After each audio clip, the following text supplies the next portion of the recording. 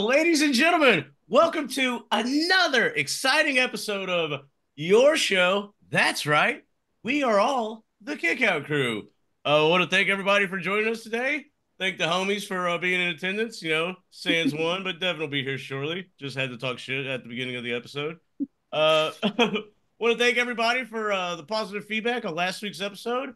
Thank everybody for the questions. And then you can submit your questions on any social media platform that you desire. Because, hey, we're everywhere. Just search Kickout Crew on all of them. I'm not going to list them. Just look for us. That being said, it appears that we're on episode 91. Man, crazy, huh? We're getting close to triple digits. There may be something in store for that, too. Oh.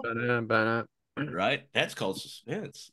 But we still have 9 weeks till that happens. So, hey, might as well get this one going. I think I've rambled enough. I do want to say, if you like what we're doing, be a friend and tell a friend. Or as Adam said, tell anyone. Just spread the word. And shout out to, all the fans and friends and all that stuff. But enough about that. It's time to get going. So I guess, Brad, I'll let you take it away. Just a couple things this week, guys. Just a couple of quick bitches and then maybe something else. Fireworks on January. Wait, time out. James, what the fuck? Stella! A little classy. It was left in my fridge. So I was gonna say, what was on sale this week? No, it was left in my fridge. So definitely got a raise at work, didn't we? We are actually getting a raise. Shout out. But yeah. Just the way you did it. You're like yeah. I didn't want to, attract attention to it. Well, it does now. Go ahead, Brad. So my one dog is very scared of the fireworks. But I know I got to deal with July 4th. I know I got to deal with certain holidays, New Year's Day. I got to deal with it. And now because of her being scared, she is now scared my dog, the other dog that was never scared of them. So they hang out in the bathroom every time they hear fireworks. If we're outside and there's a firecracker, we got to run back in the house. It freaks her out. But there is no reason why there should be fireworks on January 5th. There is nothing to celebrate on January 5th. There was no football games, no nothing. It's January 5th. Keep the fireworks at home. It's cold outside. Keep the fireworks for when it's nicer, or New Year's Eve or whatever. But not January 5th. What, did you just have some leftover? What kind of neighborhood do I live in where you have to have set fireworks off on January 5th? What are we celebrating? Right. Drink something. Huh? Drink something. Don't be a quitter. What? Are you guys allowed to shoot off fireworks? I don't think so. I don't think it matters, though. I don't think anybody's come to the house to arrest you over it either. Yeah. Second thing, a couple months ago, I bitched about one of the worst lines to be in is the pharmacy line. You know what the second worst line to be in is? The lottery tickets line. Lottery tickets. That guy, I'm just trying to go to the gas station and buy something real quick. But no, this guy scoots in front of me. He's got 15 lottery tickets in his hand, and he's making all these deals, okay? Like, yeah, well, all right, well, go ahead and give me two of these, blah, blah, blah, blah, like an auctioneer. Shut the fuck up. Get out of here. You're not going to win anything. You're going to even out. Stop wasting your time. Stop wasting your money. Buy a Powerball ticket once every other week when it's 300 million, whatever. I cannot believe the amount of time I had to wait behind this jack off. Can you get two cashiers? Shouldn't there be like a lottery cashier separately? Get a life, dude. Get a life. Especially when there's a line behind you. When you got like 10 people behind you and they're still doing it, and they turn. It's one. It was just two of us in a store. I waited for 10 minutes. Do that. Dedication. So I want to talk a little bit about the MLW show last weekend. Kings of the Coliseum, 2024. My son and I are heading down, and it was a torrential downpour, rain. First it was snow a little bit, then it was rain. And I've told you guys about the parking down in this situation already. It's not good. And it's not the event parking. It's just the neighborhood it's in. Because there's only 800,000 people that are going to the show, maybe. So it ain't them. And we're pretty early. We're an hour or so early, and it wasn't that many people in there when we got in there. So I park in a spot. I'm not real sure about it. Now, as I've told you guys, I drive a dealer car. So if this thing gets towed, I ain't getting it back. And not that I want to be getting anything back, dealing with it at midnight anyway, when you get out of the show, or 11 o'clock or whatever it is. So I park in a spot and I'm like, what do you think? And Frank's like, I think it's a win. I'm like, I don't know. He goes, Dad, look at the guy next to you. So there's people just parked on the sidewalk. I said to him, I go, so what are you saying? He goes, if there's people parking on the sidewalk, you're fine. I'm like, you know what? We could all get towed, okay? Just because they're on the sidewalk and I'm like the second worst spot doesn't mean we all don't get towed. Well, anyway, it worked out. So we get in there, looking around for Mr. Thomas, can't find him. We have a couple drinks. We sit down in our seats, great seats, right on the the ramp. So, you basically, he was on the end of the ramp, so which is good. And we had Wasted Youth that came out. Excellent tag team. Really liked them a lot. Alex Kane versus Richard Holiday. Really good match. Good to see Richard Holiday back after having leukemia. Mr. St. Laurent, who is Richard Holiday's manager. If you guys don't know this guy, he's just like this big guy in like, I don't know, like a jogging suit kind of thing. And he really pulls it off well. Zeta Steele, her name's Zeta, took a clothesline from one called Manders that I still can't believe she took, and she's kind of new to the promotion. I really liked her. And finally, I did get a chance to talk to Mr. Thomas. Really engaging guy. For a guy that's supposed to be a heel out there, the Philadelphia fans really like him. So the show was fun. Matt Riddle there. Matt Riddle faced Jacob Fatu. He tapped him. Got him to tap out, which threw me a little bit. But I'll tell you what, Riddle came out just like he does at WWE. Big smile, happy to be there. It was no different, is what I'm getting at. This is only an 800 people, whatever it is, 1,000 people, maybe less. I really can't tell, but it's not a big event. I mean, it's obviously not it's not coming out with the Roman Reigns match at a pay-per-view. But he came out and he looked great, and he gave my son the pounds. It made my son's day. Frank was so thrilled to do that. He bought himself I bought it for him, but it was Boomaye for the People shirt. So they're coming back February 3rd for another pay-per-view. And my son, his birthday is February 3rd, and he asked if I would take him and 2 of his friends to the show. That's a yes. Yeah. So hell yeah. I'm going to sit separately from them just because I'm going to give him his time with his friends, but not that he asked for that, but he didn't argue with it either. So I got in the same exact seats, the 3, right, exactly where he was before, so he could do the same thing. And hey, man, really excited that he's excited about it. He likes this more than he would like going to a WWE show. It's like, cool. I feel like he thinks it's like his people because everybody's just so engaging, so nice. I'm not the same person around him that I am like as a father. I'm with you guys when I'm at that show. And I think he likes that a little bit too. So really great thing for us to enjoy. And that's all I got. So that's it for me. Back to you, James. Yeah, man. Live wrestling. I always tell people, like my buddy Brandon going to Tampa with me. He, he wasn't really a wrestling fan, but we've been to a bunch of live wrestling. He's hooked. He went to Pittsburgh with me, because I was like, damn, Brandon, for not being a fan, you sure have traveled to see this. But yeah, man, support live wrestling, go to the shows because it is, like you said, it's a little more engaging. Like everybody's real into it. Yeah, I love it, man. I love it. You know what else I like? Mike's theme, not the list. So, Mike, what is this about? Well, actually, I'm going to switch it up a little bit since Devin's not here. So, because I need him for my theme, and you see why later. So, I'm going to do Mike's Meat Minute real quick. Oh, jeez, I'm making my pen. Only takes a minute to do. But, I've had a lot of good compliments about the stuff I put out there. But there's one fucker out there that keeps on bitching, and I don't want to throw no Randy's name out there or anything else like that. So today I'm going to do this one for a certain person's father. If you say, I mean, it could be any Randy. It doesn't mean it's necessarily that Randy. It could be any Randy. Randy Orton messaged me the other day. I mean, he was saying stuff, about my lasagna, and he tried it. He liked it, but I mean, Mike's comment is not directed toward anybody in particular. It could be any Randy.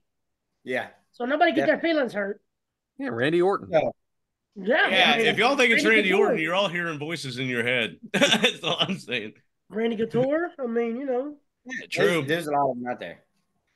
And, some of them might be one of our fathers, in particular, but we don't know. I mean, we've all had fathers. You just never know. I mean, hey. So I'm going to do burnt end ribs. All right. Meat. All right. So what you want to do is get you a slab of baby back ribs and cut them up individually. You don't want to throw the whole rack on there at one time. You want to cut them up individually. Season them with your favorite barbecue dry rub. Put them real good on there. Want to get your smoker. Rub that rack real good. Man, he's not going to let you talk, is he, Mike? It's only supposed to take me a minute, Adam. That's what I've heard. Exactly what I've heard. That was so easy. All the time. What she said. You want to get your smoker at $250 for 3 days. Shout out, Everett. Yeah, shout out. At least he was listening. Oh man! Set these ribs right on the grates. You want to sit there and put them on there for about an hour and a half, or until they get to about 165 inside temp. Flip them maybe 20-25 minutes. Once that's done, you want to take the ribs and put them in one of those tinfoil pans. You can buy them at Walmart for like $1.50. All right. Two for $3. Stick of oil, slice it up into little cubes, throw that in there. Add more of your dry rub. Throw in some of your favorite barbecue sauce. JR's really good to go on there. Then you put the top, fill it up, cover it with some more tinfoil. Put it on there. Keep that 250. Cook it for another about 45 to 60 minutes till you think they're done. Take those bitches off. Have your little bite. It fall right off the bone. Fucking starving. And that's every week. I just get hungry. I'm not even lying. I get hungry. I can go for some ribs right now. Yeah. I'm always down for a good rat. Damn right, me too. Waka waka waka. Especially one on someone that's 250. Yeah, really. I mean, the better you rub it, the better. I don't care. So there's your Mike's Meat Minute. For everybody that made the edit here. We're good. Oh yeah, I like it. Yeah. Shout out to ribs. Who doesn't like ribs? You know what I'm saying? I mean, if they're done right. You know what else I like? What? As an in-ring performer, because Adam keeps me up to date with wrestling because I don't really watch shit. All right. So first off, Brian, you do the honors, please. Oh yeah. Right. So we're talking about MLW just a minute ago. There he is. I'm actually getting to referee at this show right here. If you're watching, it's Alex Kane. Let's see here. It's Alex Kane versus Joe Black. He's the guy in the very top middle. And then the other match is Kevin Ryan versus Jay Lethal. So chances are I might get to referee one of those matches. Oof. So that's March 15th in Calhoun, Georgia. Front row $30, general admission $20. Bell time 7 p.m. That's a deal, man. That's a deal. That is, especially for Jay Lethal being there, man. Front row. It's $10 more. Kane. Who's buying general admission? But that's at Forever Pro, my buddy Kevin Ryan for the Arkudo Death Society. He's actually tag champs with. We talking about Braden Toon over there? Yeah, Braden Toon's on there. Shout out, friend of the show. Friend of the show. Some other guys. There's Chris Crunk, his tag partner. Kevin Ryan's tag partner. Sorry, they're actually the New South Tag Team Champions right now. So it's going to be a whole lot of guys there you might want to check out. So if you're in that area, March 15th, I hope to see you guys there. Man, I'll tell you, I'd love to be there for this. Boomayay. Hey, Adam, that's only 2.5 hours away from me. All right, well, I'll see you there then. Only 14 hours. It's only 14 hours from me. Yeah. Thank you, Brian. How far is it from you? 14 hours. Whew. Not you. I'm talking about 2 hours from All right, well, still, I'm still telling you. It's about 2 hours and a half, 2 hours. Yeah, that's still far. Because Alex Kane's actually the Action Pro Wrestling champion.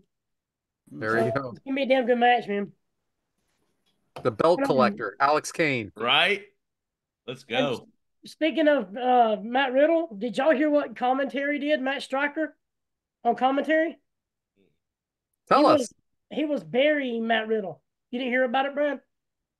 I don't think so, no. Oh, man, it's Matt Stryker caught some hell on X, Twitter, whatever you want to call it. Like taking some shots at Matt Riddle, and he ended up coming back and apologizing about it. I don't want to go into detail right now, but Matt Stryker likes to get himself in some trouble. Yeah, I mean, it's not the first time. Well, you know how sometimes realism makes good TV? Well, he kind of got too real Gotcha. and started throwing out accusations from his past. I'll tell you what. We'll say I that. can't. I That's don't a know. slippery slope. Yeah. Listen, I don't know Matt Riddle in real life. All I know is this: he came out ready to entertain, and that's Yeah. really what we're there for. I'm not there to get too personal, even though we Exactly. do. You know, I think a match commentary, you don't include stuff like that. do you I'm not remember there when for it. I can't believe we're gonna go off topic already with this, but remember when him and Seth Rollins did that kind of real interview thing? Man, that showed me a Riddle that I was a little bit scared of. I'm gonna be honest with you. I mean, he is I a think trained that's what Mike fighter, Striker was trying to do. Man, he went from that cool, laid back 420 guy to like ready to kick your ass guy, like for real kick your ass. I think Matt Striker went a little too far, though. Yeah, well, it's not the first time. But I don't know if you heard about that or not because we're talking about MLW. I don't think so, no. All right, so SmackDown, we started off with Kevin Owens over Escobar, Io Sky over Michin, I think that's how you say it, Michin, Mia Butch and Tyler Bate over Pretty Deadly was actually a pretty damn good match. It was good to see him in there. Tyler Bate, I believe, has been moved up to SmackDown like from here out. Oh, okay. So I'm interested to see what they do with him. And then Orton, LA Knight, and AJ Styles had a no contest. So it sets up a fatal four-way for the Royal Rumble. It was exciting though. A lot of gaga, but fun. It was fun. When Roman came out there, it was a moment. I like Nick Aldis. I like how he's playing the GM. I like how he said congratulations. He just earned himself a fatal four-way. That was cool. I like how he just nonchalantly just walked by, kind of just Paul Heyman, hey, you know, I want you to know this is what happened. He didn't have to get on the microphone and say it or nothing. But there's no doubt in your mind that Roman wins. So Is he gonna stack three motherfuckers up, pin them all? I hope not, because that buries LA Knight and Randy Orton. I don't think so, but I think he wins because I think he's he going to beats WrestleMania. AJ Styles. Unless they're going to have him face The Rock at WrestleMania. That's the only way that he would lose there, I think. I think he pins AJ Styles because Randy Orton's got too much going on, and LA Knight, if they let him beat LA Knight again, I think it'll kill LA Knight. I don't think it would kill him, but he shouldn't be taking the pin. Not again. I think it's gonna be a fucked up finish. A what? It's gonna wind up being. I think it's gonna be a fuck finish. But it's no DQ because you know what? There's I more. know that. No I'm saying DQ. something's gonna happen. It's gonna be a fuck finish. Well, isn't that every Roman match anymore? Eventually, it appears. Yeah, all 12 of his matches last year was like that. Well, I mean, he's a heel. He should be interfered with. But Rampage, it was Mark Briscoe and the Hardys over Kip Sabian, Butcher, and the Blade. Nice to see the Hardys get a win. Yeah, I know. And now Jeff Hardy's getting online, starting a bunch of shit on social media. So People get on social media and start shitting wrestling. Do you think those two are gonna be going back to WWE anytime soon? No. it won't surprise me if they go back to TNA or something like that, but I don't think WWE will have them back. And speaking of TNA, I'm kind of curious on who their big signee is that they've been putting over for the past 2 months. John Cena. It's another rerun tonight. So they have not had a live show. They've just had a clip show for 5 straight weeks. So the first show is going to be their pay-per-view. Yeah, as we record, it'll be this Saturday. Yeah. They're doing some tapings in Orlando. What about their new title belts? What do y'all think about those? So those are some nice belts, man. I like change, man. Yeah, I like the X Division one. I think that one's awesome. That's badass. Yeah. I always like the X Division A Championship. social media belt or whatever they call it is nice. Digital media, right? Yeah. Woo, woo, Tommy woo. Dreamer. Well, The it's one that came- right now it's Tommy Dreamer, right? Yeah, Tommy Dreamer. that belt, even though it don't fit him, I mean That it's shit a was nice funny. belt. He's not supposed to keep your pants up. He's like, you can't even work an iPhone and you're the digital champion. That's it, the media champion. That's it. I can't remember what it was called. That's all right. Statlander Nightingale over Kennedy Hardcastle and Notorious Mimi. Notorious Mimi. She was at the Monster Factory, and she was also the opening match on the MLW show Kings of the Colosseum this weekend that I was at last weekend. And she came out like yelling at us, and I'm like, "Not in those pants, honey. I'm in." There we go. You're not yelling at me. I'm good. You can yell all you want. I'm still cheering. Said it to a guy in front of me too. He was like, "Yeah, man." And then Wheeler Yuta over Commander, which wasn't a bad match. Yeah. I think that was probably the match of the night. Those it's pure match, Sheeta right? over NJ. Sorry, Sheeta over NJ. Pure rules, right? Yes, I love them pure rules. It's different. It's different. I like it here and there. We have something like that at Pro South. It's but it's only one rope break, and I think it's a 20 count outside is the only difference. 20 count. I hate the 20 count. I really. Yeah. How about 3 minutes out there? It doesn't matter anything. You can count as slow as you want. Yeah. That's almost like an old-time WCW Texas Chainsaw match type. Count to 3, count to 11, get a break, Right. and then just end it. Stand up, sit down, 5-5-5. You know, some bullshit. Knocked out for 10 seconds, and you got to pin him for the 3 count, and then. And guess what? We're the only ones in the world that don't like that match. 60 seconds. You gotta wait 60 seconds and start again. After that, you have to stand on your feet for 30 seconds. And then you're both standing, and it's over. Rub your stomach. Put it on 350 for 2 days, and then you get even Mick Foley likes that match. It's they all like it. Why? I don't know. It's a top 10 Halloween Havoc match. It's number 6. Yeah, but look at all the Halloween Havoc matches, though. No, it's not good company to be in. Yeah, it's like Eddie and Dominic, or Eddie and Ray, and that's it. That's it. So Collision, we had what does that say? Oh, it says Darby Allin. That's what it says. Darby Allin and Sting over the Workhorsemen. I wish they do something with the Workhorsemen. I'm a huge fan of them guys. JD Drake. JD, man, he's a tough guy. Don't mess with him. In a dark bar. He's an about shit motherfucker. I'll tell you that. That's the dude you want beside you when you go into battle, buddy. Yeah, we're gonna be talking another athletic big man today. That's JD Drake. Eddie Kingston over Trent Beretta was probably the match of the night. The Kingdom over Brian Keith and Commander. Dude, they're starting to use this Brian Keith a lot, man. Yeah, he's good. How about he wins one? Mm-hmm. Now you're asking for too much. I mean, he's already on the show. What else do you want him to do? Win. And then, Griff Garrison has a better chance of beating Adam Copeland. Oh man. Hey-o. Shout out Maria Kanellis. I understand what they're trying to do there, but it was just weird.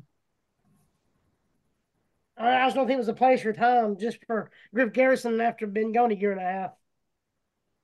And then Sky Blue over Kiera Hogan, good match. Claudio over Andrew Everett.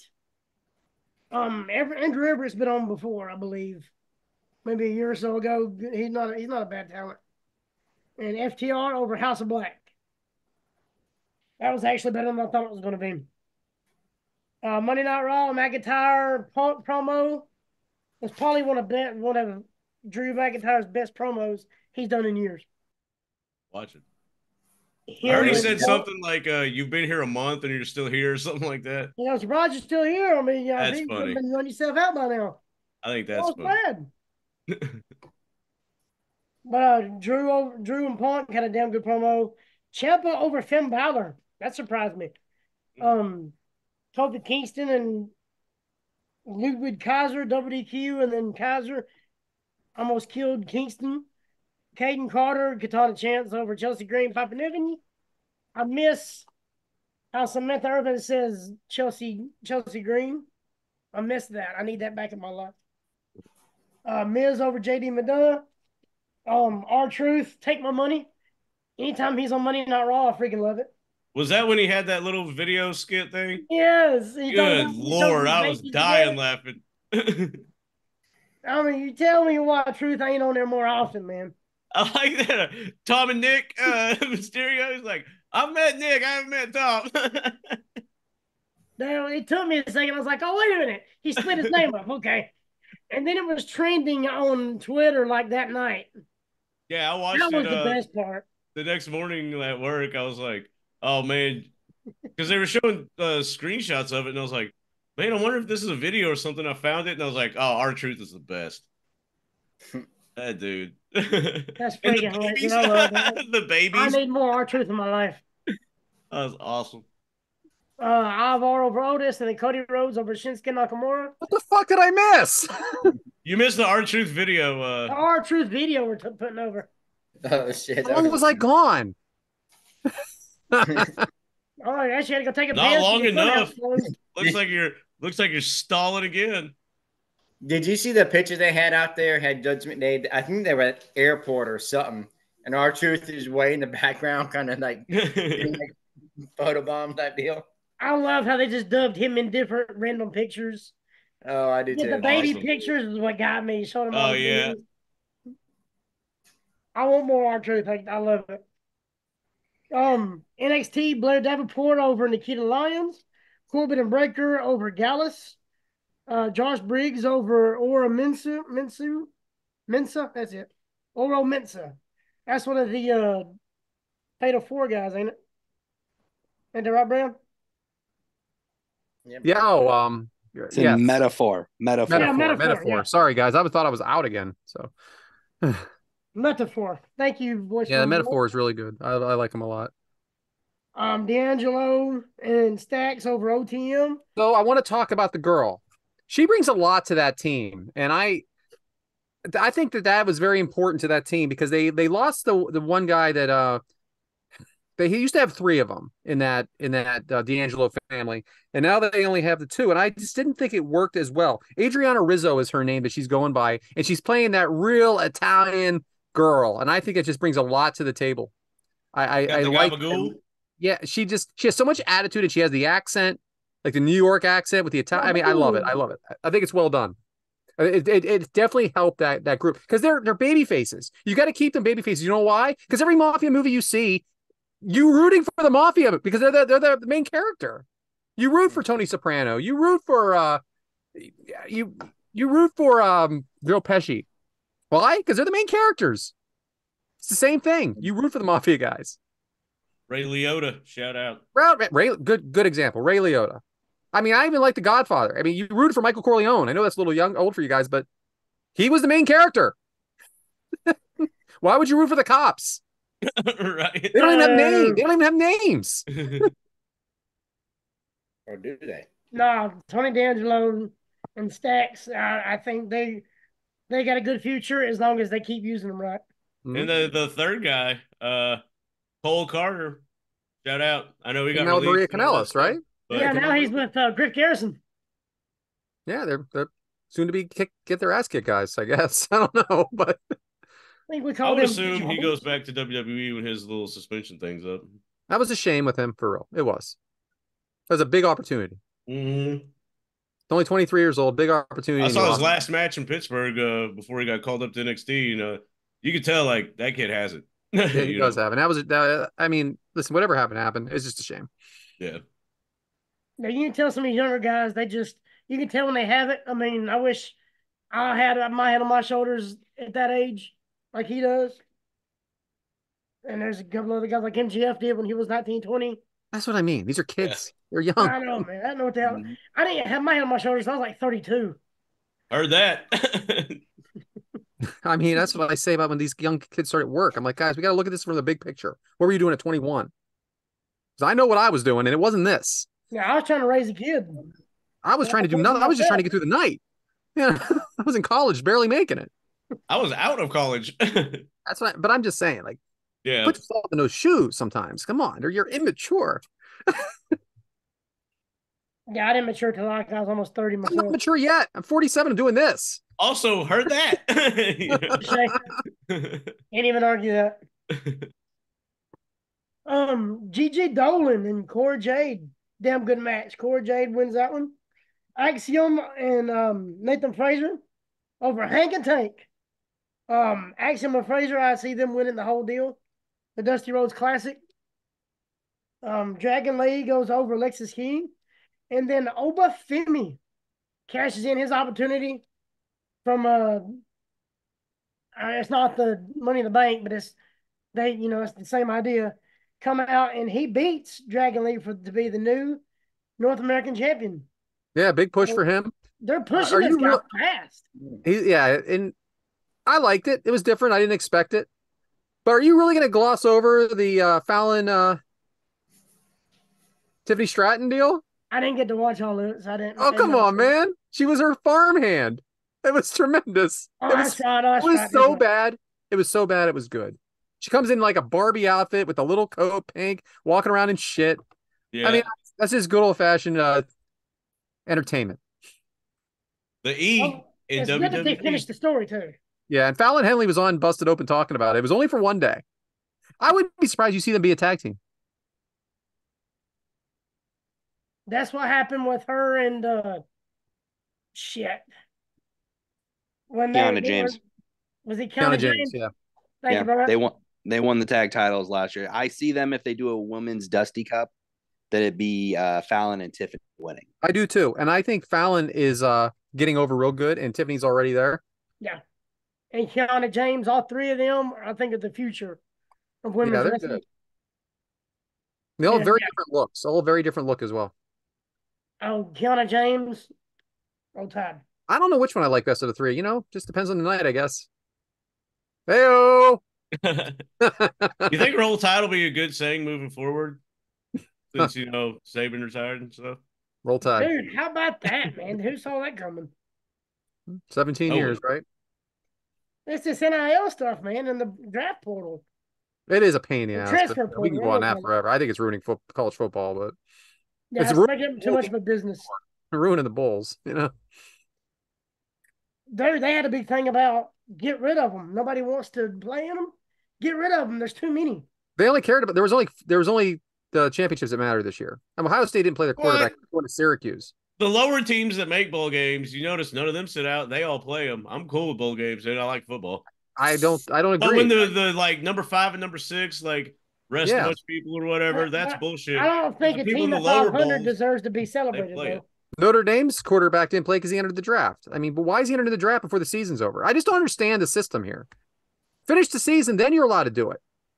What are we doing if you're not finished? I'm not playing the Super Bowl because I'm going to retire this year. What? It's not the Super Bowl though. That's But it's somebody's putting out a lot of money for them to be in these bowls. Someone's putting up a big sponsorship for them to be in these bowls, and people are buying tickets. You should be. I have a feeling after what Georgia did to Florida State, because even Georgia was like, "Hey, we ain't arresting nobody. Like, we're gonna fucking mollywop these." And what did Florida State do? Arrested 22 people. Yeah, and even Kirby Smart after the game was like, "Hey, y'all got to do something about this. Like, this is bad." Because I mean, it makes Florida State look like shit. It makes the bowl look like shit. Yeah, like, it did. Do something. It's bullshit. It's this. I can't believe this is happening. This is allowed to happen. Yeah, something's got to change. I mean, either get rid of all 50 bowl games, because I don't want to go to the game and watch a 6 and 16 play. So next year you have the 12-team playoff system. So that has to change things. Those and younger then teams have 6 or 7 bowl games. That's it. Man, but the lower teams, they show out. I like the fact that they actually get an opportunity to play in one. Yeah, listen, it's money. It's money. They're gonna keep doing it. 26,000 people at their little bowl game.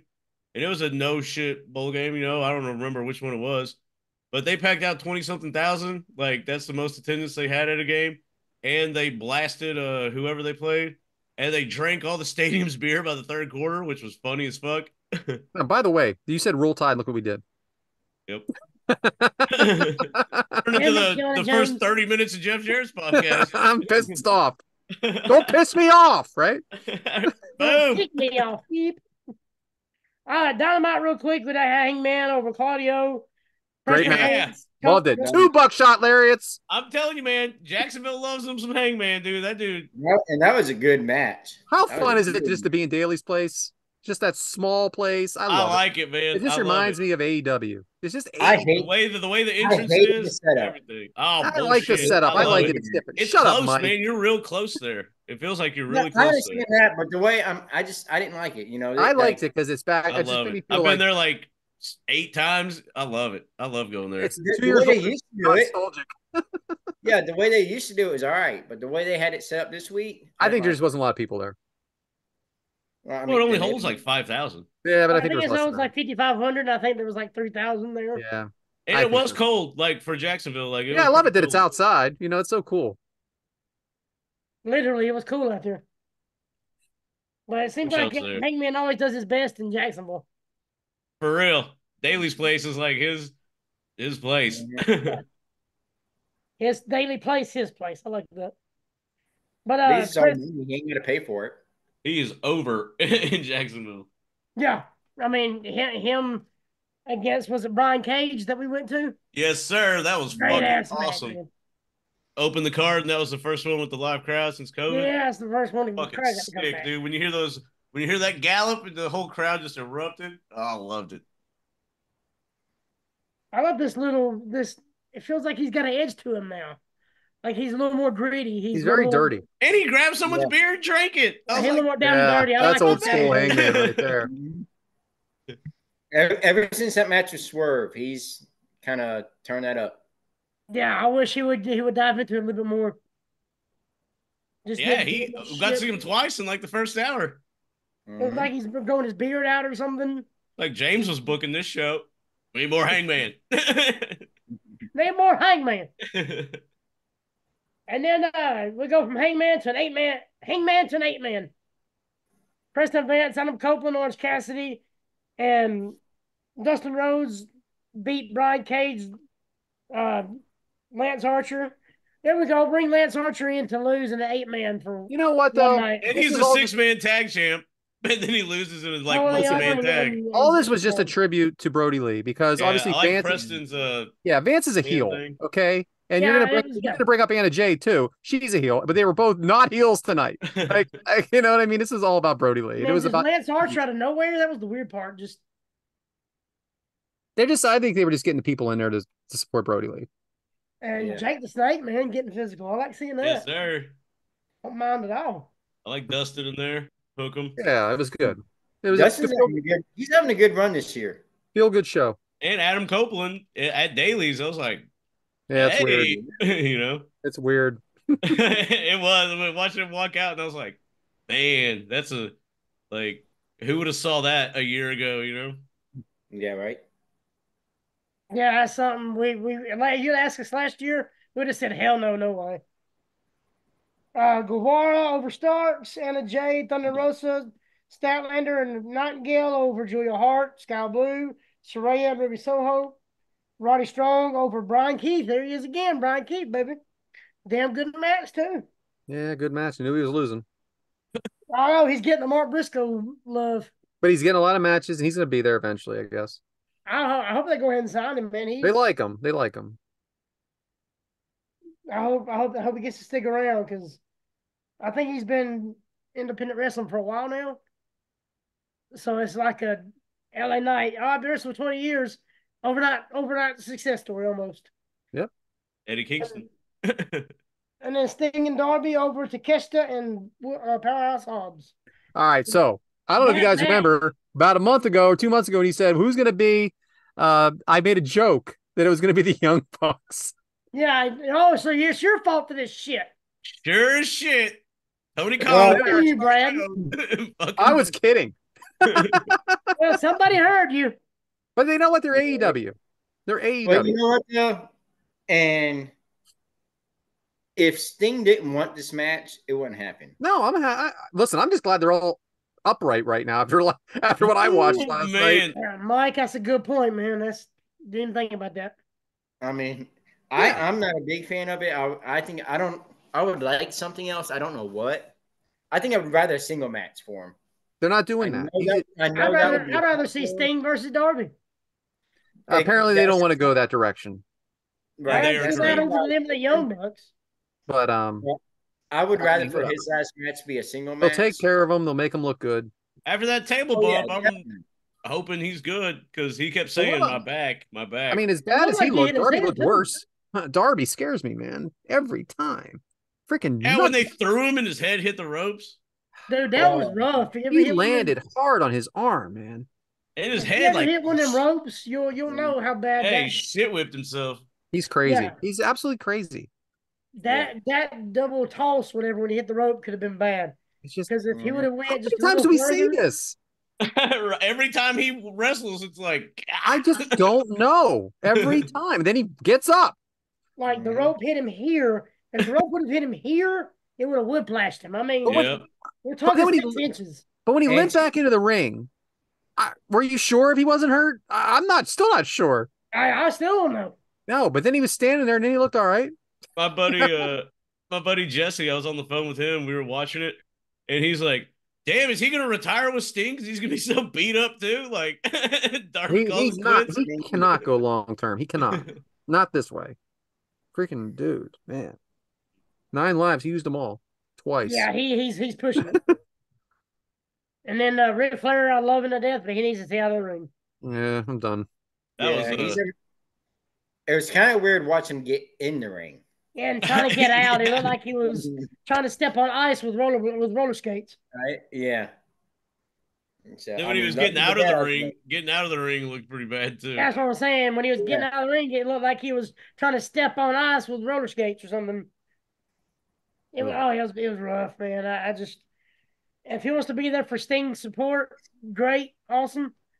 But that's all he needs to do. Keep it outside the ring. If somebody goes to the outside, chop him a couple times, do whatever, get your woos in. But man, and what is he going to do after Sting retires? I mean, he's supposed to be there for a year or so. Keep getting them checks. That's what he's gonna do. He's just gonna maybe make a TV appearance here and there, and just keep getting them checks. Tell you what, man.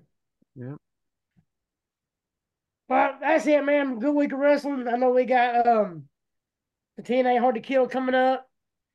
Royal Rumble in 2 weeks as we record. So it's gonna be great, man. And I'm looking forward to seeing you guys in Tampa. Oh yeah. Yeah. Looking forward to meeting Haku.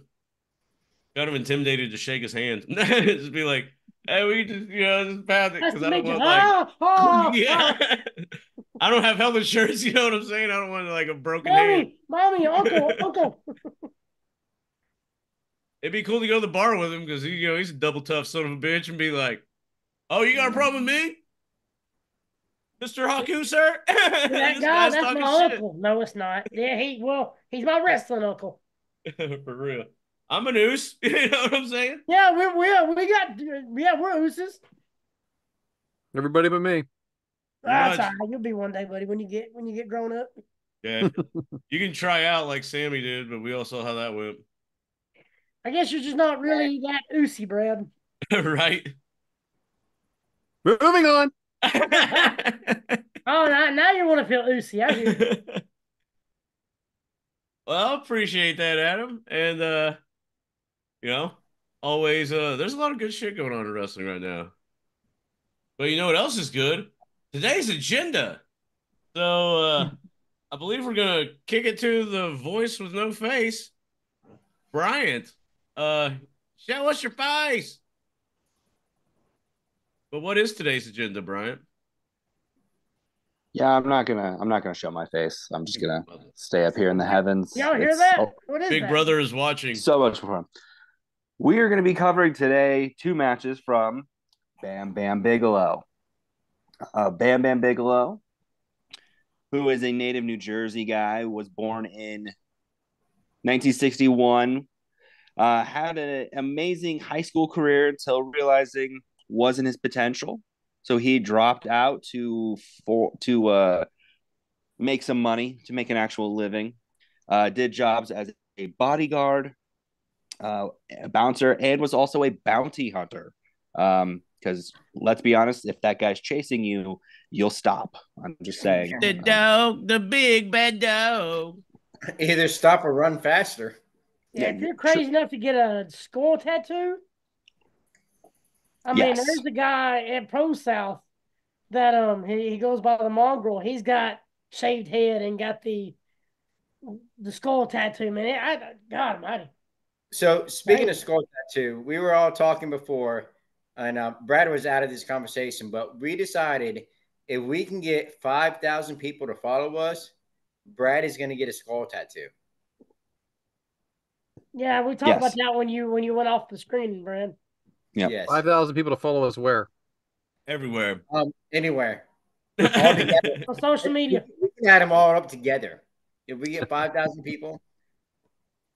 He's gonna get a butterfly tattoo, not a flames, like a real big, butterfly thing. Love it. You guys are great. Love it. Bam Bam would start training in 1985 at the Monster Factory under Larry Sharp. His actual pro debut would be in August at a Studio 54 show promoted by Paul Heyman. who will come back into the story later. In 86, he would join Memphis before getting his first big break in 1987, joining the WWF. Didn't really have much of a stellar run in his first run, the highlights being the last person on Team Hogan at the Survivor Series and entering the WrestleMania 4 tournament. He would leave in 88 before joining WCW, getting a U.S. title shot versus Barry Windham in the most random match in Starrcade that year. Before eventually going over to Japan, where he would see most of his big-time success over there, wrestling for New Japan and All Japan. He would have a second stint in WWE in 1992.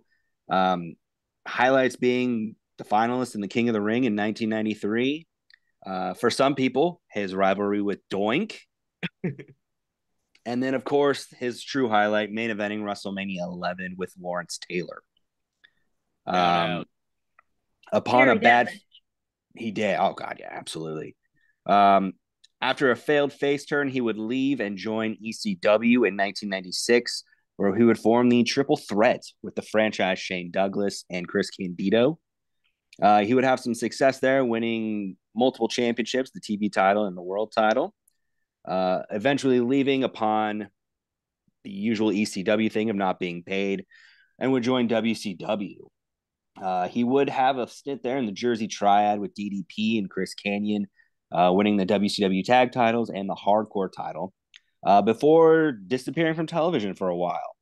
That would be because in 2000, he would actually be taking time off due to receiving second-degree burns over 40% of his body, as he actually saved 3 children from a burning house.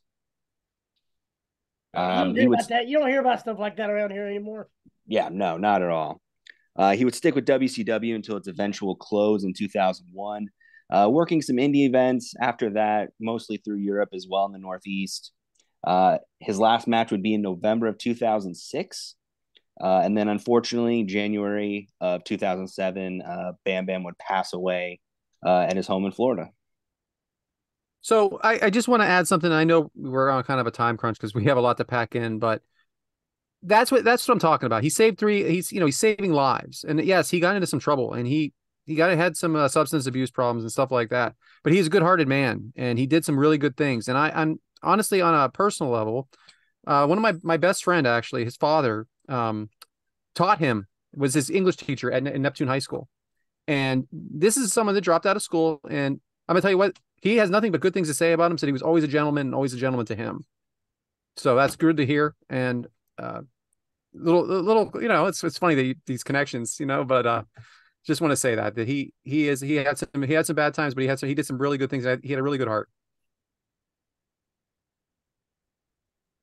Yeah, it seemed like I was watching, I think, the Rock's TV show, and the few episodes I watched, it showed Bam Bam in Tennessee, and they said he was just nothing but a nice guy. I mean, it's just because he just looked so massive, he was hard to approach.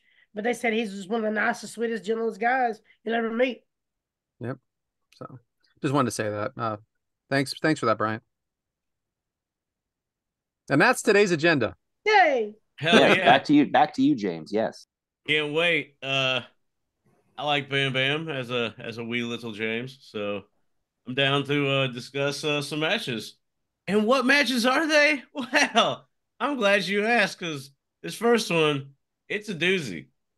And it is Crusher Bam Bam Bigelow, because that's what he went by in Japan, versus Kenta Kobashi. It is a All Japan Pro Wrestling Superpower Series taping or match, day 17, for those wondering. It took place at the Chiba Park Gymnasium in Chiba, Japan. Damn, look at that. Oh, look at that. That's pretty nice. What year was this? Looks like someplace I should go on Sunday. It was June 5th, 1990. Yeah, right. Yeah. It's just weird seeing Bigelow with no tattoos on his head. That's a new body style vehicle on the right there. Yeah, it doesn't mean the picture is from 1990. I know. As soon as I said it, I'm sorry I did. You can tell which one of us is the car salesman here. Just saying. Heyo. Yep, there's the Cylon, whoever that is, right there in the middle. Yeah. All right, I'm sorry. Whoever that Anyway, was. oh yeah, it just looks like a nice Nissan Rogue, new body stuff. But Yeah. what do I know about Nissans? The I know there's a Chiba Park Subaru right Gymnasium. there. Shout out to wrestling at a gymnasium in Japan. Chiba, Japan.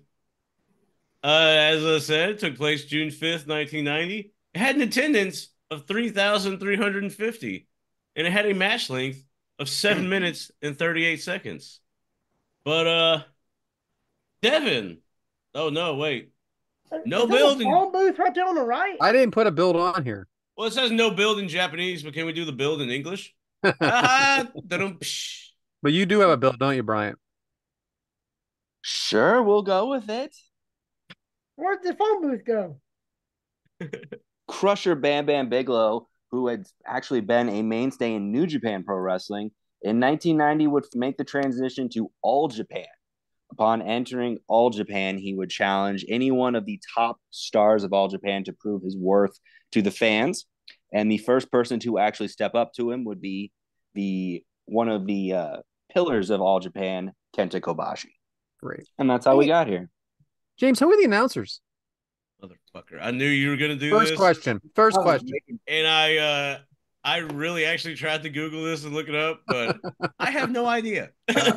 Perfect. Adam, do you have any information for us on Kenta Kobashi for the folks at home? That's a negative, Ghost Rider.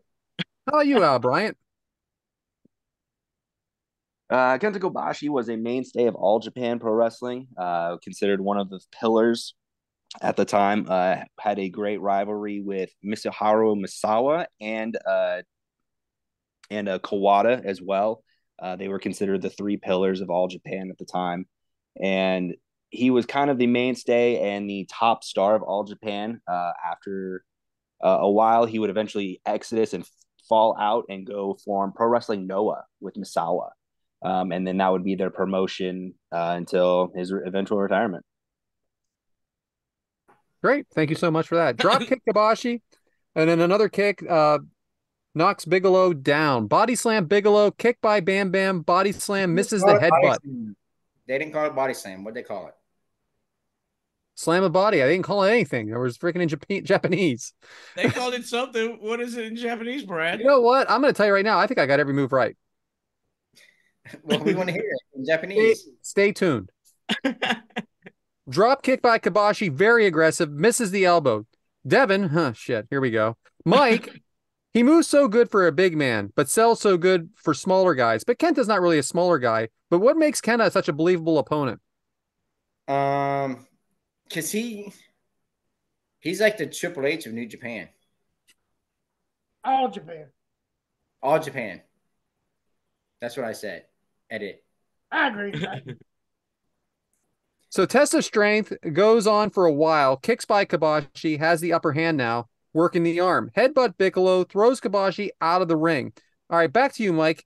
Can you figure out who's the heel or babyface at this point in the match? Not any further, but like early on. Were you confused? Yeah. I was rooting for Bam Bam because he was an American guy. So There it is. Wow. Okay. All right. You go if you're in the Olympics, do you want Japan to win, or do you want United States to win? That's how I seen it. Shout out to our friends over in Japan. When we go over there, like we got a bunch of other stuff going on. You hear all the time in arena, the crowd and everything else saying USA. What's the difference? You got it. All right. I agree. So, it's not a bad one. All right. So Yeah, they were Kobashi, boom, bam, bam. So he's he's right. Kobashi punching Bigelow on the ground looks like a MMA fight. James, did you think that had like a MMA fight feel, like a big fight feel? I did. I don't know.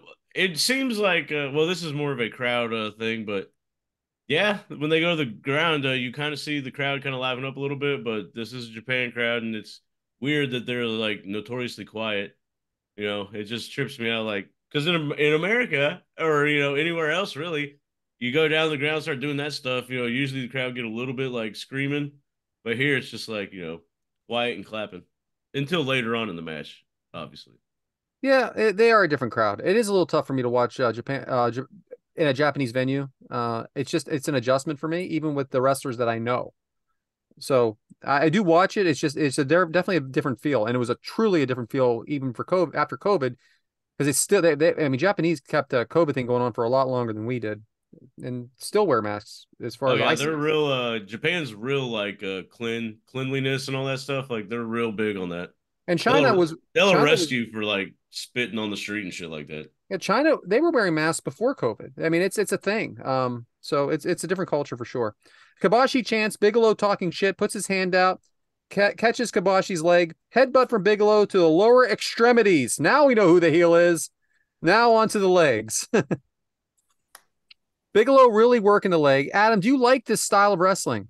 Oh, hell yeah. It's classic Japanese. Work a body part, man. Kabashi fighting back, but Bigelow gets control back. Then a suplex cover kick out. Bigelow yelling his own name, which I thought was pretty fantastic. Yeah. So, back to you, James. This was actually for Devin, but I think it's your thing because it's talk about the crowd. Do you think the crowd is intimidated by a guy like Bigelow? Probably. I mean, not to get to I'll just put it this way. He's probably a lot taller than a lot of the population in Japan. Mm-hmm. Obviously bigger because, they eat like healthier. And so to see like a big guy like that, I mean, I know they have sumos and shit, but yeah, to see a tall, like big ass dude like that, it probably is intimidating. And, back to what, Mike was kind of saying, they are booing him. Like when he walks out, they're booing him. And yeah, but man, he could move too. Yeah, he could. He definitely could. Cool stuff. Roundhouse kick by Kabashi looked absolutely great. Splash in the corner by Bigelow. He's just too much, right, Mike? I mean, he's just too much of a man for this Kabashi, isn't he? He seems like it. I mean, because like you said, I mean, he's a big guy, so. Bigelow misses a splash. Suplex by Kabashi. Cover, kick out at 2. Kabashi kick. Double drop kick to Bigelow off the top rope. Just freaking fantastic. Small package, kick out.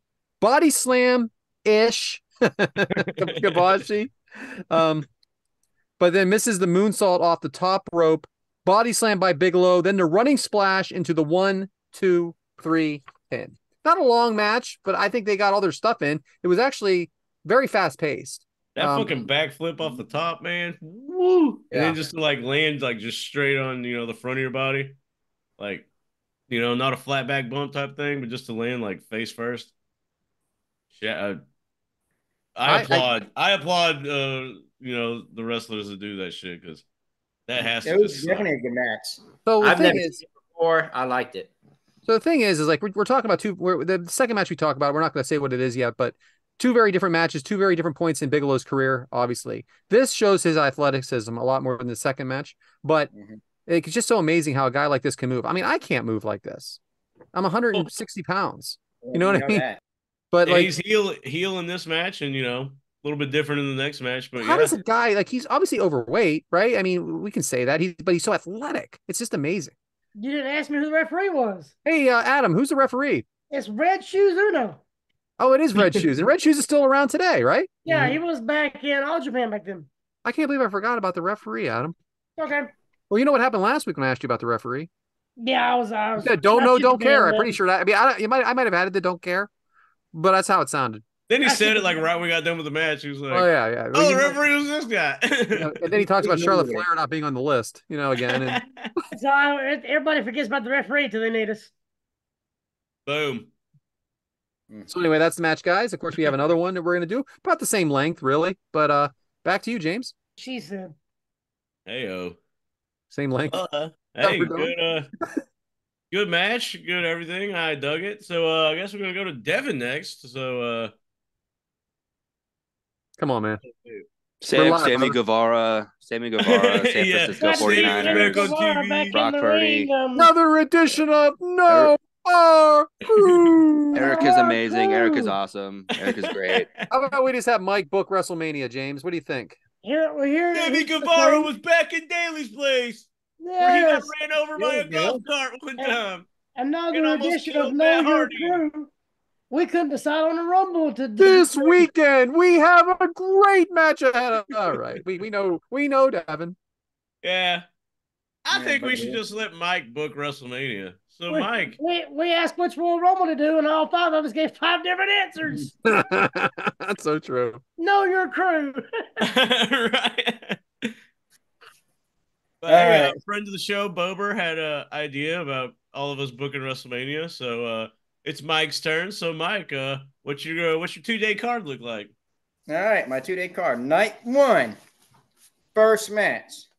I got Finn Balor and Damian Priest versus Bronson Reed and Ivar for the Raw Tag Team title. He is willing it into existence. He wants this tag team. They don't even exist yet. He's got them in WrestleMania. Going for the First match, even first a day, tag like team. first match, first day, legit opening WrestleMania. That's right.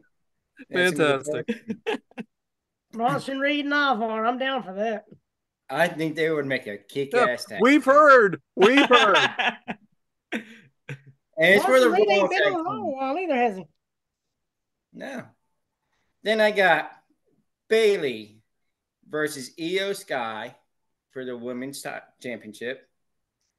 I got Escobar and his people, whoever the fuck they are, versus Rey Mysterio in the LWO with Zelina on a pole match. Good Okay. luck. Well, don't get it that way. Whoever wins gets her contract, and she's their new manager. All right. Hey, listen, I love the creativity at the very least. None of it's going to happen, but I love the creativity. And then, I know they're kind of friends right now. They're good, but I think something's going to happen. So I'm going to put Austin Theory versus Grayson Waller in an Inferno match.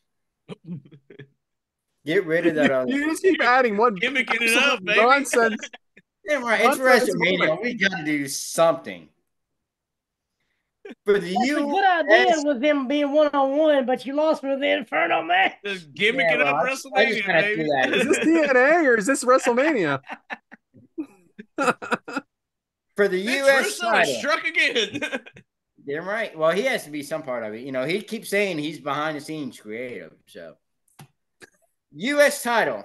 I got Logan Paul versus Montez Ford. Think that would be a badass match. For the women's tag team title, I got Katrina Chance and Kaden Carter. Yeah. Carter, just go Carter and Chance. Easier. Yeah. Versus Becky and Belair. The Fresh Prince. Huh? The Fresh Prince of Bel-Air? Oh, Bianca. Bianca. Becky Lynch, Bianca Belair, yeah. Yeah. Talk about life flip turned upside down. I'm just saying. I mean, so I'm curious who you have Rhea against them. Yep. He's curious too. And then in one of our special matches, it's going to be a buried alive match because these two people another gimmick bury each other. I'm going to have Pat McAfee versus Corey Graves. In a buried alive match. Two Yinzers in a buried alive match. And then in a very special match, we're going to have Randy Orton come out there, challenge anybody to come out there and face him because he has to be on WrestleMania. And who's going to come out? Sasha Banks. MJF. What the fuck is going on?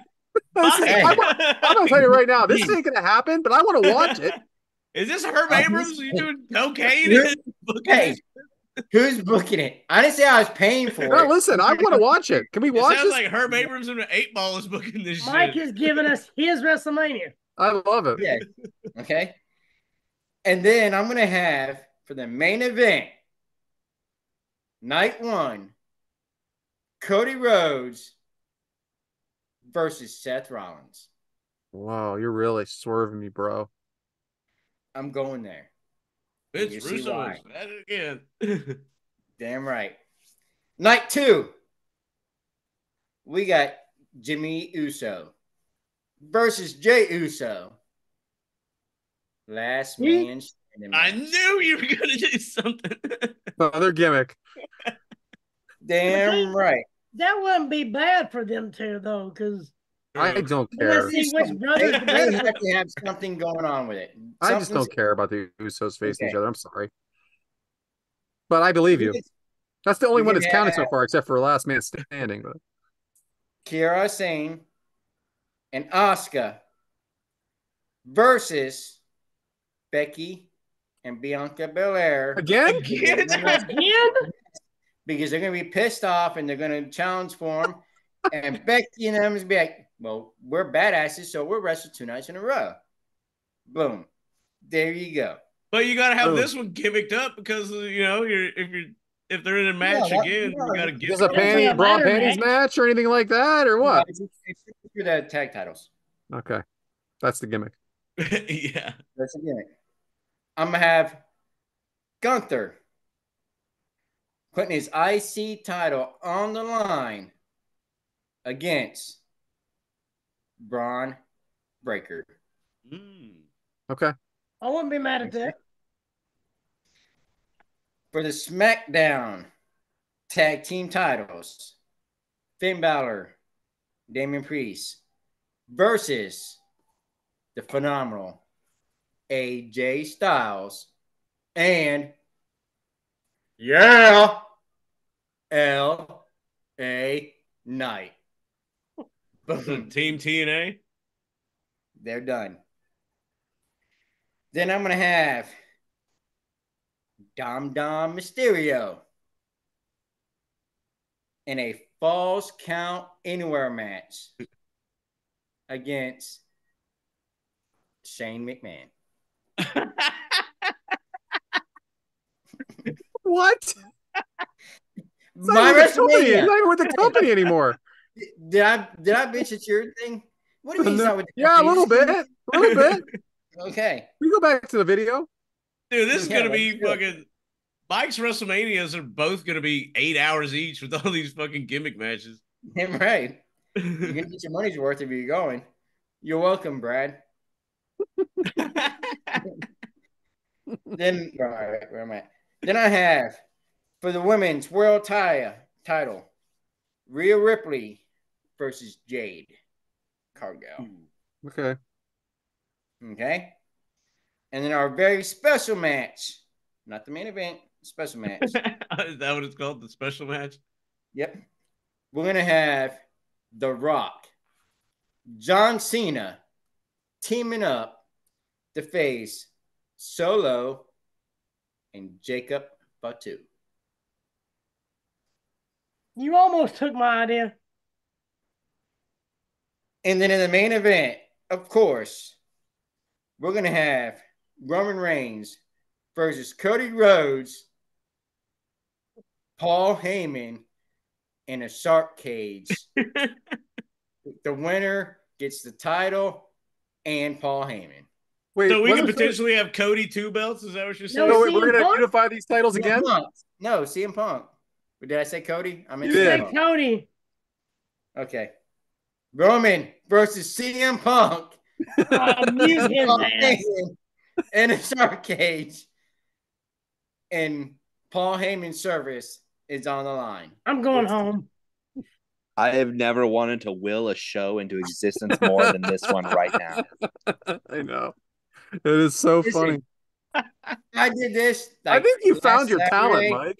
at like 3 o'clock after I drank like a 12-pack and a half. And I'm like, yes, let's keep on going. Builds and booking WrestleMania. That's Mike. What in the Herb Abrams Vince Russo did we just witness right here? And Mike doesn't even like him. I'm just saying. Can I ask Mike a question now? I got a Go question. for it. You just said you drank a 12-pack and a half. Why don't you just buy an 18-pack? I was, well, yeah, but I'm saying I had 24 in there. And That's that I was- Georgia Steiner math, it bro. was WrestleMania. I was booking WrestleMania. I said, man, this got to be good. Because if I'm going to go to WrestleMania and spend like $5,000 or whatever it is, damn Brad spent to go to WrestleMania, what am Well, I that's going to all. win? That's what I'll take. I like how Mike was like, man, it's got to be good. I'm going to go the opposite way.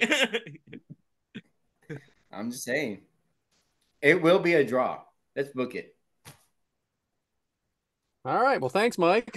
Hey, Triple H listens to this show. He called me the other day. He listens to the show. Oh, This is the second time you've mentioned Triple H in the show. I so think he far. watches. I think he watches on Watch Premiere on YouTube.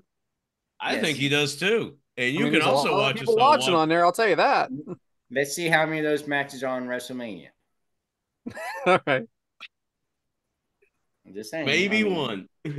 What are you drinking now, James? Oh, the cold, refreshing taste of Natural Light. Oh, so Natural we're off Light, the when you we're want off the freshness. pinky out stuff.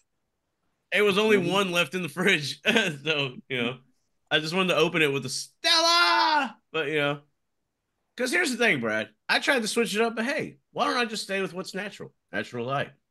fuck, Brad doing push-ups on the show? Oh, those I don't were know what dips. he's doing. Thanks, dips. What are they? So what do you guys want to do now? James, you want to do your spirit? I don't want to do match 2 without Devin, do we?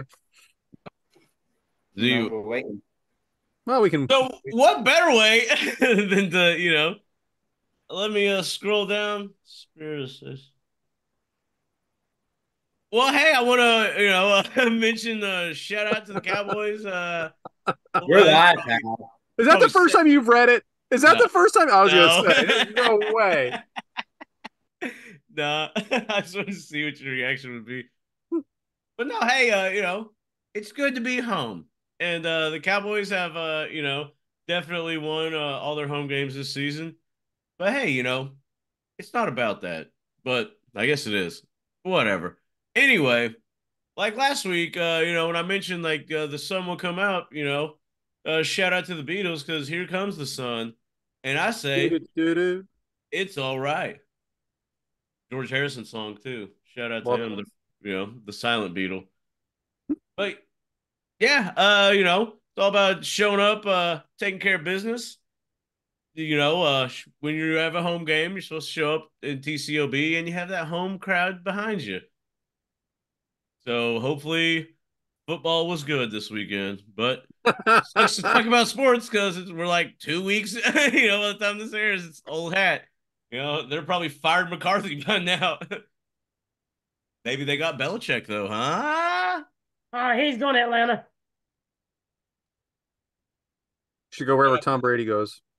Well, he goes to Atlanta if Kirby Smart don't go to Atlanta. Shout out. Boy, howdy. But yeah, not a lot going on this week. Just, LIVIN, and I hope everybody else out there is LIVIN also. I want to give a shout out to the fans and the friends and the guys I do the podcast with because don't really have a lot of free time, it feels like, but this is my free time and I fucking dig it. And I love being a smartass, as obviously everybody knows by now. Don't ever take too much of what I say seriously because you'll know when I'm serious. And this is usually my serious segment. But hey, why not cut up and have a little fun? Because tomorrow will be the rise of the sun. Do. But yeah, shout out to the Beatles. Support the Beatles. They desperately need it. Yeah, right. But what you got, Adam? What was that? I have the match. I have the build up. If you want to go ahead and start it. Oh, that's fine. And that is the spirit of your team losing. Is that what I wrote? Spirit of 16 straight home wins. But what happened this week? That's right. Not like you set me up on that one. I know. Because the thing is, it's over at this point. And, everybody knows we do this a week ahead of time. And it's like, sometimes we sound like idiots. Sometimes we sound like geniuses. Right? Mostly idiots, though. Yeah, so did you guys enjoy the Rumble, huh? Good stuff, right? I can't believe insert name here. I can't believe they won. But no, we do tape in advance, and it does get a little tricky talking about sports. And this week in wrestling sometimes is 2 weeks ago. yeah, that week in wrestling. But just I keep like in it mind. because Yeah, I like it because keeps me up to date. Yeah. Just keep in mind, there's 5 of us, 6 of us, really, and it's hard to get us all together on the same night. So as you can see, so we try to keep it consistent. And I like I like it. This is one of I've said it a million times, I'll say it again. I look forward to this. Obviously, like the 30 minutes before we start, I'm kind of like a little nervous. And then behind the scenes, takes me a little while to start the episode because but once you start, man, you just gotta keep going, baby. Show up, if you step up to the plate, you better swing. You know what Yeah. I'm saying? Well, hey. Don't Ryan I think Howard we're it. hitting. I think we're hitting good right now. What's up, Mike? Well, look on the bright side. It's been like what, 2 weeks, and you've been on time. See, I can make a Goldberg streak out of it, right, Mike? Boom. Yeah. Talk about Triple H. I'll talk about Goldberg. Shout out Triple H. Yeah, might as well. Yeah, man. Hope everybody has a good week. Keep on keeping on, and as always, if you need a friend, just turn on your show. It ain't our show; it's your show. So if you need to ease your mind, that's what we're here for. He's logging on right now, guys. Yeah, shout out to Devin for saying we're going to start at 9. We started at 8, and it's 9:30 anyway. There you go. Hey guys. But that's the spirit of whatever. But what's that with match 2? Are we going to match 2? Well, you could do the opening. Might as well. And what match is that? Boy, I hope y'all are ready because this one is also a doozy. It is Bam Bam Bigelow versus Shane Douglas for the ECW Heavyweight Championship. Wait a minute. That picture is not from the show we're watching. Definitely not. That's from a week or two later. Yeah, no, it is not. Busted. Definitely in Pittsburgh, huh? Yeah. Anyway. It took place on ECW. He's wearing the same uniform, though. Great. Why does it look like a cheap Triple H ripoff? Well, because he tries to copy Triple him. H ripoff. Triple H is a cheap ripoff. Boom, roasted. Hey. He knew what Triple H was going to become, and he tried to follow in his footsteps, and we see that. He was terrorizing me, a lot in the mid-2000s. Anyway, James. Well, I thought we had a special visitor chiming in, but I guess not. Well, it took place on ECW Hardcore TV. From the wait a second. Baby, TikTok. So what was the capacity of this show? Yeah. Wait, let's hear it. Well, where was it? It was at the Lost Battalion Hall in Queens, New York. Big fan of that place. Big fan. Air conditioners. I was wondering what looks like a damn courthouse. For some reason, this guy on the end here doesn't get one. Right. And a few of them don't get them, but some of them right next to each other do, and all the top ones do except for one. Burn, motherfucker. Nice flowers, caged in. Sweet ass statue out front too. It looks like a place where you'd watch wrestling, huh, guys? What are we talking about? It looks like a city hall or something like that. We're going to the wrestling show. Where? Well, right after I get, go to jail. Who decides on which way the statue? Who decides which way it's looking when they build it? Let me tell you something. Who put something there like that? Isn't it in the way? It's definitely in the way. Why would you not having it face forward though? Why are you having it turned to the left? Well, he's looking at something. Because what if you have a mass amount of people going in and mass amount of people coming out, and somebody's going to go in, like trying to get on the left side of that statue while people are going out, and this is going to cause a traffic jam. Yeah, I guess that's right. Logistics. You got to think about logistics. Anyway, that nice is the building. Lost Battalion Hall. This was taped on October 16th, 1997, but it aired in October 25th, 1997. It had an attendance of 900, and it had a match length of 6 minutes and 50 seconds. But Devin, how did we get here? Welcome, Devin. Hello. It is me. It is Devin What are we D19. freaking doing? I am What was back that? again, ready to tell you what this buildup is. So to start the show, Joey Styles introduced a new ECW champion.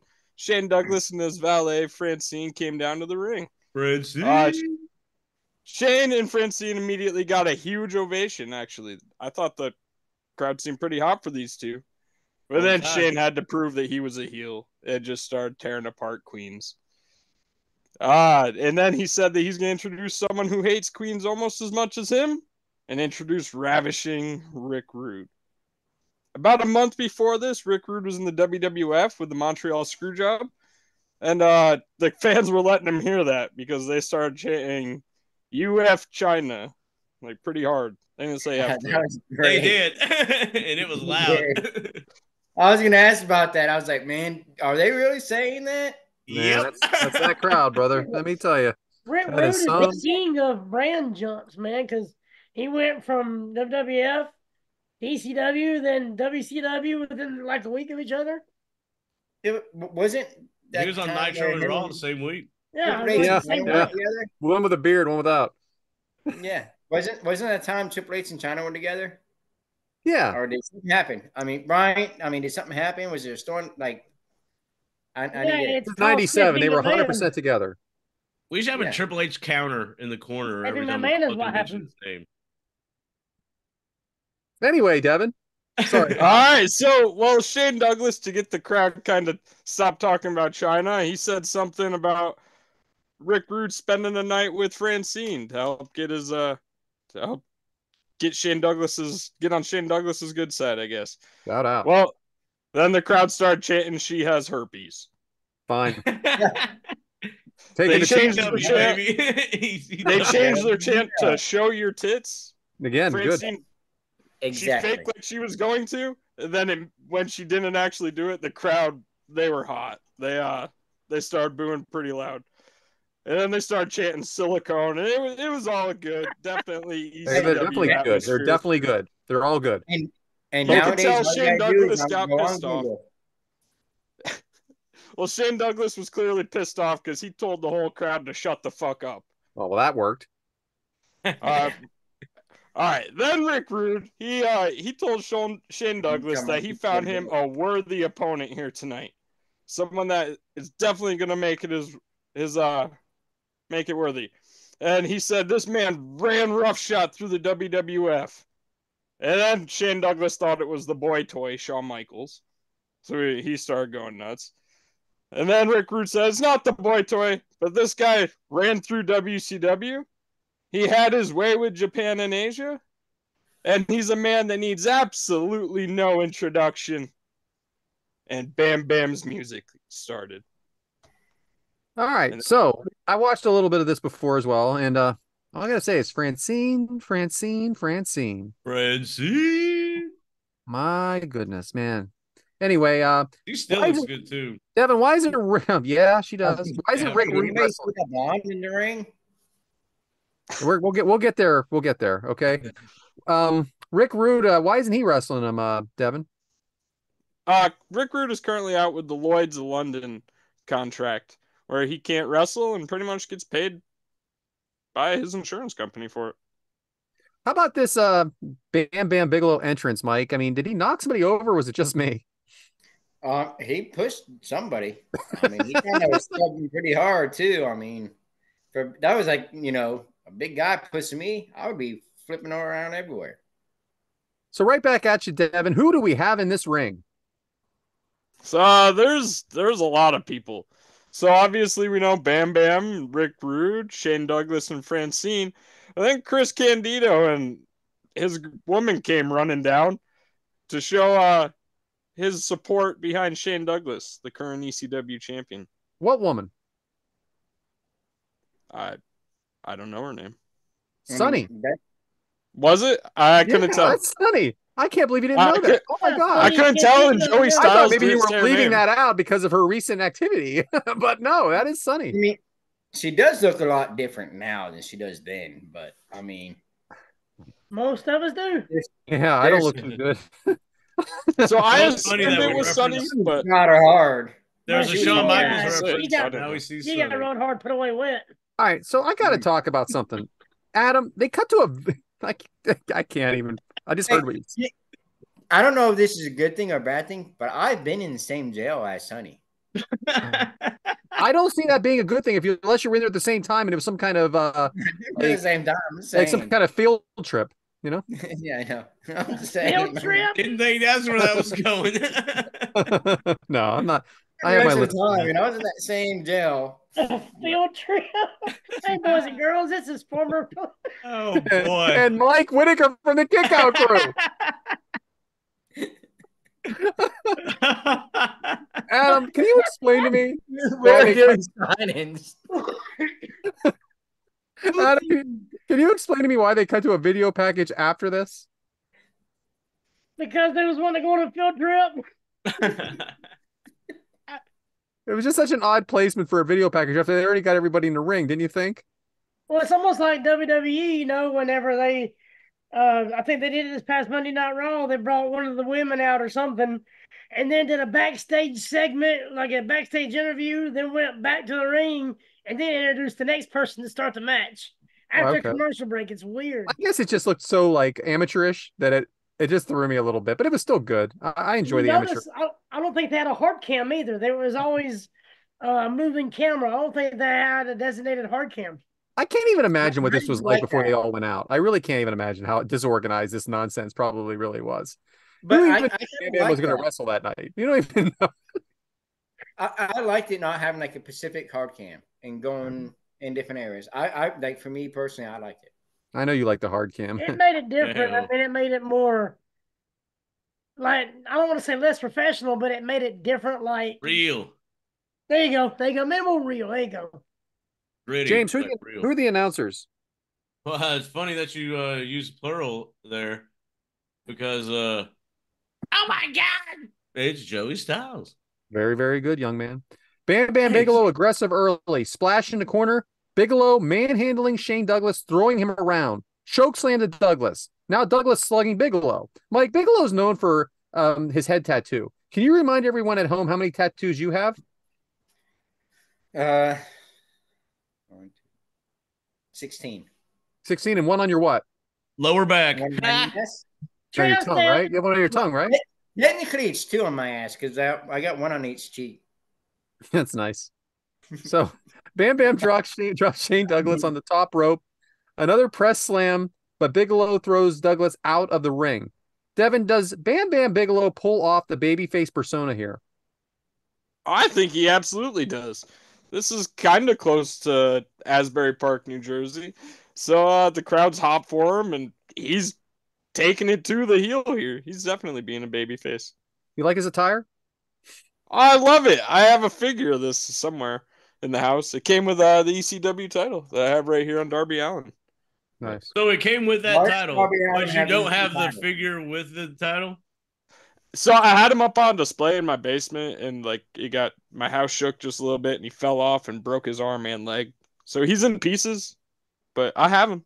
When I the really house is a appreciate- rocking, don't come a knocking. I appreciate the honesty. They got super glue.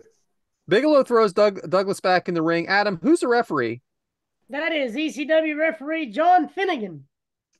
And Adam, do you prefer this version of Sonny or Francine better? 1A, 1B. Yes. My answer is yes. Yes, I prefer them. I mean, I prefer this version of Sonny, but I'm not gonna be mad if I just bump into Francine. No, right. I'm not mad at all. James, tell me about the crowd and how the crowd's reacting to everything going on. Well, you know, like we were mentioning earlier, the crowd is very live, and of course the ECW crowd is always you know, pretty live, pretty into it, engaged.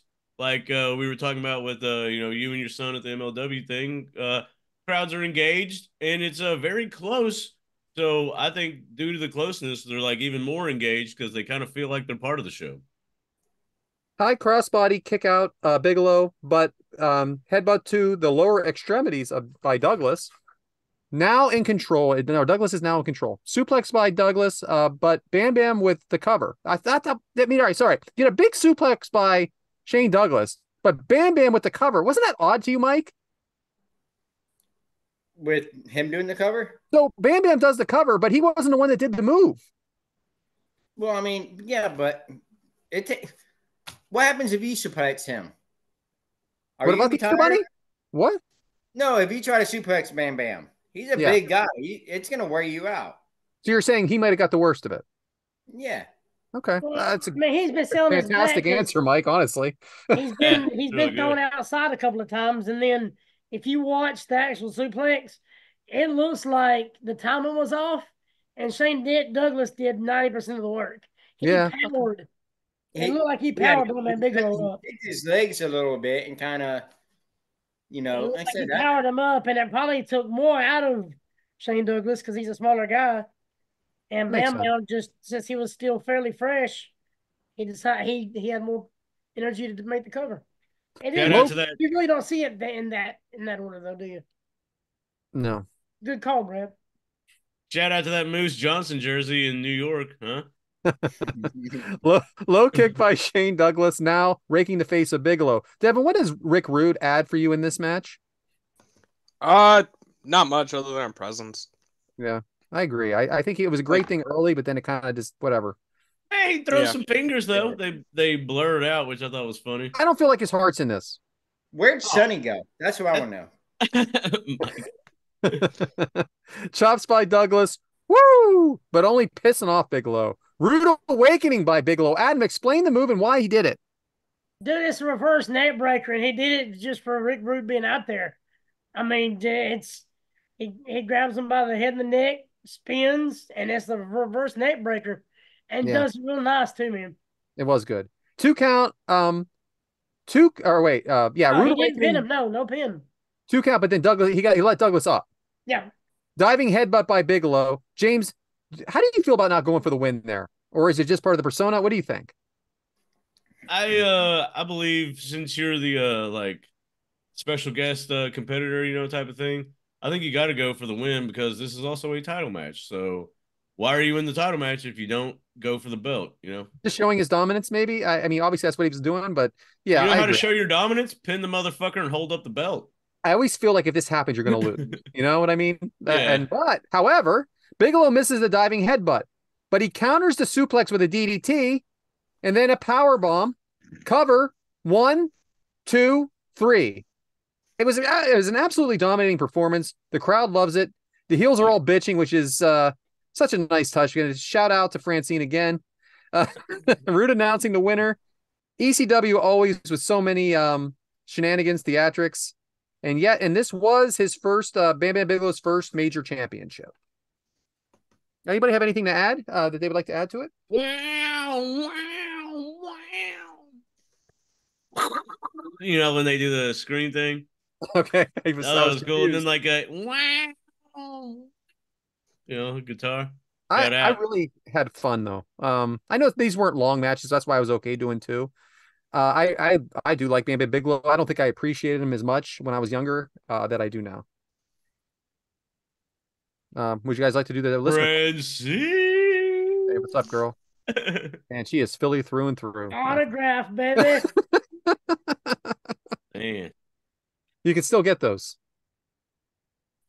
Anyway, I think they were giving away one at the Josh Odom show. Did you say she's been through Philly? Huh? What did you say? What did you say, asshole? She is from Philly, and she, by the way, she read an ad, and that's how she got this job. Even though I don't know what you said, and you're just making fun of me now. Ooh, yeah, I can't wait for you to hear that one back. She's Philly through and through, was what he said. She's ran through Philly. That's what Mike asked. So, listener questions. She's the original Philly cheesesteak. Whatever. Should Bam Bam have been brought into the WWE initially as a heel to work against Hogan, given Andre's decline in health at the time? Good Who asked idea. that one? Who asked that? Ben Jones. Ben Jones. Good question. It is a good question because he was brought in as a babyface, which I always thought was odd. Yeah. I think it could have worked. I mean, I just don't understand why he would be a babyface ever. Yeah. I mean, it could definitely be. It could definitely work. We know nobody was beating Hogan at the time, right? But Right. I think bringing him in as a heel maybe could have prolonged a little bit more of the Hogan thing. Not much. I mean, maybe a year, but Yeah, I would have debuted him as a heel and then worked with Hogan, then maybe turn face later, like Yeah, Boss I Man don't style. understand how you got a guy has flames on his head and it looks like that is not a heel coming in. I don't understand. What do you think, Devin? I really don't know how he Yeah, you were debuted young. That's in right. the You were WWF, you were negative but 74. Hey, I always Whit- enjoyed Bam Whitney Bam. has He'd be been- a I thought he character was a cool babyface gimmick. after a while. Yeah, you become a babyface. You got to start this guy's a heel. Yeah, yeah. That was a Be a misstep. heel and then turn baby. So Matt M wants to know, and he's got two questions. Do you agree that Bam Bam's ring gear is fire? Hey, Second, which member of the KOC can do the best cartwheel? Let me Devin. I can do one looking like Bam Bam with a gut out and all that stuff. Adam, Although I can can't do a extend my cartwheel. legs straight like that. You know what I'm saying? It may be a little bit leg cartwheel. He's funny. I can't do one. I took gymnastics when I was a kid. I sure as hell can't do one now. I tried to do one the other day, and I kicked my daughter in the forehead. So then that's a no, right? All I hope right. the CBS doesn't listen to this. Yeah. My this wife coaches cheer. She taught me a cartwheel a long time ago. I can So do it. Devin now, is so. the answer Do it. to that question. You Yep. still do it? All right, perfect. Yeah. we know. I guess He's we'll out see there it on X. He's out there practicing with Erica all the time. I'll do it during a match one night. He do the Yes. splits and everything. So RJ, roughing it up with Brian Hebner. RJ, friend of the Shout show. out to RJ. Yeah, If big one- shout out, man. He's given us a lot of support lately. He is. If one and only one of you had to take the diving headbutt or moonsault from Bam Bam, who would take them and why? Devin. Oh, sorry. The toxic thought one on that one, I guess, huh? I'm putting Brad on there. Yeah, I knew it was going to be. I really thought Yeah. you were say That's me. true. I mean, Yeah, I think Brad. Brad can take a kendo stick, so he can yeah, take a head he can drop. take a kendo stick. He can take a headbutt off the top Very rope. true. Yeah, I'm I sure the guess. headbutt won't hurt, just like the kendo stick don't hurt. I can take a shot to the balls. Yeah, well, The we've seen that. ball. Also, Probably hit RJ, your thigh. I mean, she had to have a damn good kick to hit them. that things, is the you know what I'm third saying? time in 2 shows you said that. This I want you to know that. Oh yeah, So he also wants to know why Natural Light hasn't sponsored us yet. that is a very good question. And when you find out the answer, please let me know. Shout out to Anheuser Busch. Holla at your boys. I don't need much. I just want a bomb ass T-shirt. That's it. I already drink your product. You can see my sales. Melbourne, Florida. You can track the stats. Michael Gallagher wants to know, love Bam Bam in ECW, and he had some great matches there. Who did a pod? Oh, they did a pod on him in probably top 10 for him, but he wanted to know, what do you think of Bam Bam's best run was? WrestleMania 11, which is against LT, ECW champ, or the late 80s with Hogan? To me, I mean, I just don't think there's a bigger moment for him than Lawrence Taylor. Maybe it wasn't the match of the night or anything like that people would think fondly on, but it was a big moment for him, and it was put him in the spotlight. It was the main event of WrestleMania. I can't take that away from him, even if it wasn't looked upon fondly. It was a big night for him. That was, but if you think about like the ECW era, like how he put Taz over. Yeah. I mean, the Yeah. match with him and Taz. I mean, yes, you're it wasn't on that WrestleMania stage, but He was put as a top guy in ECW, but he got Right. paid at WWF. Yeah. Like run wise, I would definitely go with ECW. No, you're right. This comes from Amy Vaughn. Unless anybody else has anything else to add to that. I'm sorry. What were you thinking, Devin? I just want to point out, definitely when he was in Memphis too with Jerry the King Lawler. Yeah, that's what I was gonna say. Memphis is what really gotta kind of put him on the map. All right. And he great. was a heel there, so yeah, got he to came work. in as a heel there. yeah, he got to work against Jerry the King. I bet that helped him tremendously as when he is starting up. Good answer. So this question comes from Amy Vaughn. This is not a wrestling question. She wants to know what you all think about Saban retiring, and who do you think Alabama gets to replace him? Hopefully not Sarkeesian. I hope he stays in Texas. Kind of worried that he's going to jump ship. I don't see Texas letting that happen. Hey, sometimes it's not their decision to make. I will say this: they- there's no one inside of Alabama right now that can step up. There's no one that's been there long enough. Their assistant coach just left and went to the Texas A&M. There is nobody to promote internally, which I thought would have been the best move. Lane Kiffin. I know he probably wouldn't leave Ole I can see Lane I'd leave Ole Miss played. for Alabama in a heartbeat. I mean, I'd He be won okay. three. with He's won that. 10 games 3 straight years at Ole Let's Miss. just say it. Who's leaving Seattle? Oh, Georgia's number one God. scout left there to come to Q, so Sean Carroll. anything can happen. Pete Carroll. Carroll. Carroll. Pete Carroll he's a college guy. I wouldn't But be he's surprised. staying on as an man. advisor for the Seattle Seahawks. Okay, then no. So Bill Belichick. You know what sucks is I bet Dan Quinn goes to the Seahawks, and I'm gonna hate that because Micah Parsons is probably gonna follow him, and the Cowboys defense will suck again. Don't say that. I don't want Michael Parsons in my division. He said he's following Dan Quinn, and he's about to get paid this offseason, so we'll see. I'd be okay if Brad Stanton was the head coach because I don't give a fuck about Alabama. So that's it for the questions this week, guys. Keep them coming. Those are fun. It's always fun just to read some random shit that you guys say. You think it'll be either Lane Kiffin or Dabo Swinney from Clemson? I don't think it's gonna be anybody. Oh. No, I don't think it's gonna be anybody we know. I don't think it's gonna be a huge name. It has to be, man. It's Bama. But Jim Nah, Harbaugh. and They'll- they they'll- were they'll talking make a about big the guy name, from James. Oregon, but he said They're he's gonna not make- leaving. They're going to make him a big name. they'll make a big name. You know. And I think Sarkisian's buyout would be too much. Kirby True. Smart. No, he might be going to the Falcons. They're offering him double what he makes right now. Here we go. What if Dan Quinn goes to Alabama? Fuck off. What if he stays as Dallas's defensive coordinator? That's what we I say need. Freddie Kitchens goes to Alabama. Dan Quinn and Steve Wilkes, the Niners defensive coordinator, are going somewhere else this year. Steve Wilkos. Just Wilkes. Speaking of Jerry, Shout out Jerry. I knew someone was going to Maurice. say Vince McMahon. Thanks, Mike. I appreciate that. Good one.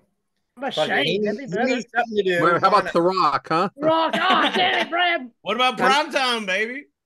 work? I thought work Shane was going to be the there. devil in AEW. You know what, James? Weirder things have happened. Crazier Work- shit has definitely happened, James. You want to talk about keeping, top recruits and stuff? Because if Prime is at Bama, Dude, every top 10 of every position is going to want to go there. I like it. I'm just saying that's not perfect for Vince because he can work for 1 year, get Oh, my fired, gosh, and we're back to still Vince. get paid $400 million. Prime time. If Deion Deion Sanders. Sanders, if he would have only lost like 2 games this year, I think he had a better chance. He went to He didn't have a team. Colorado, dude. Colorado was dirt. They're- Like, Yeah, they won what one he's game done is last irrelevant. year. amazing. Don't get me wrong. What he's done is amazing. But you know how Alabama is. They want, well, hey, you didn't win but this many games last year. We won't talk to He you. may have some better players in Alabama. Nick Saban went And, like 7 but he's going to his push first his year. kids. He's Yeah, no he's matter gonna push what. his Dolphins. I know. You're right So about even the if kids. they have better players, his kids are getting the prime time. As heard long there- as They can be well a as fifth-string the quarterback corner in slash Alabama. wide receiver they have. There's too. already players hitting the transfer portal in Alabama. True. All right. Well, back to you, Imagine James. being a commit and you're like, I'm committing to Bama. I'm going to play for Saban. Then a week later, he's retiring. Like, well, fuck. I guess I got to recommit somewhere else. What coach wants to try to follow up Nick Saban in that? That's legacy? That's another very, very big one because I wouldn't. God no. You know the pressure to try to follow that. Well, let's How just do remember, he you- didn't win a how do national championship in the last 2 years, right? They won in 2020. I think was their last one. Yeah. So, I mean, But it's he not like you're won following, 6 in Alabama. but he's lost 2. That's what I'm getting at. But he went to the playoffs. I mean, I Oh, hate he's to be like he's the- awesome. He's awesome. I hate to be at least they made it, dude. But, well, they didn't go last year. And guess what? None of their players rested last year. And they beat the brakes off that team they played in the bowl game last year. And Bryce Young went number 1 overall. So the number 1 Yeah. overall pick didn't rest. But that's a, different conversation. Don't get us started on that again. That's a whole Right? other We already did that. I get pissed off, man. But anyway, again, that's it for the questions. So let's keep this Yeah, train. I thought we were moving. going to double back to Devin, but it appears that he left. Is he gone?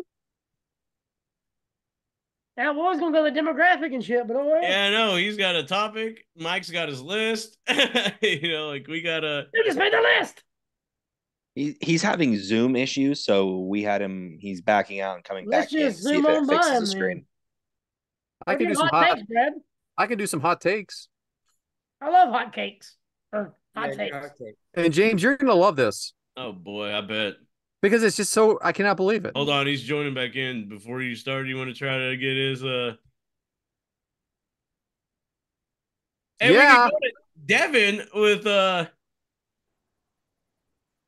we can All go right, to Devin for Devin's topic.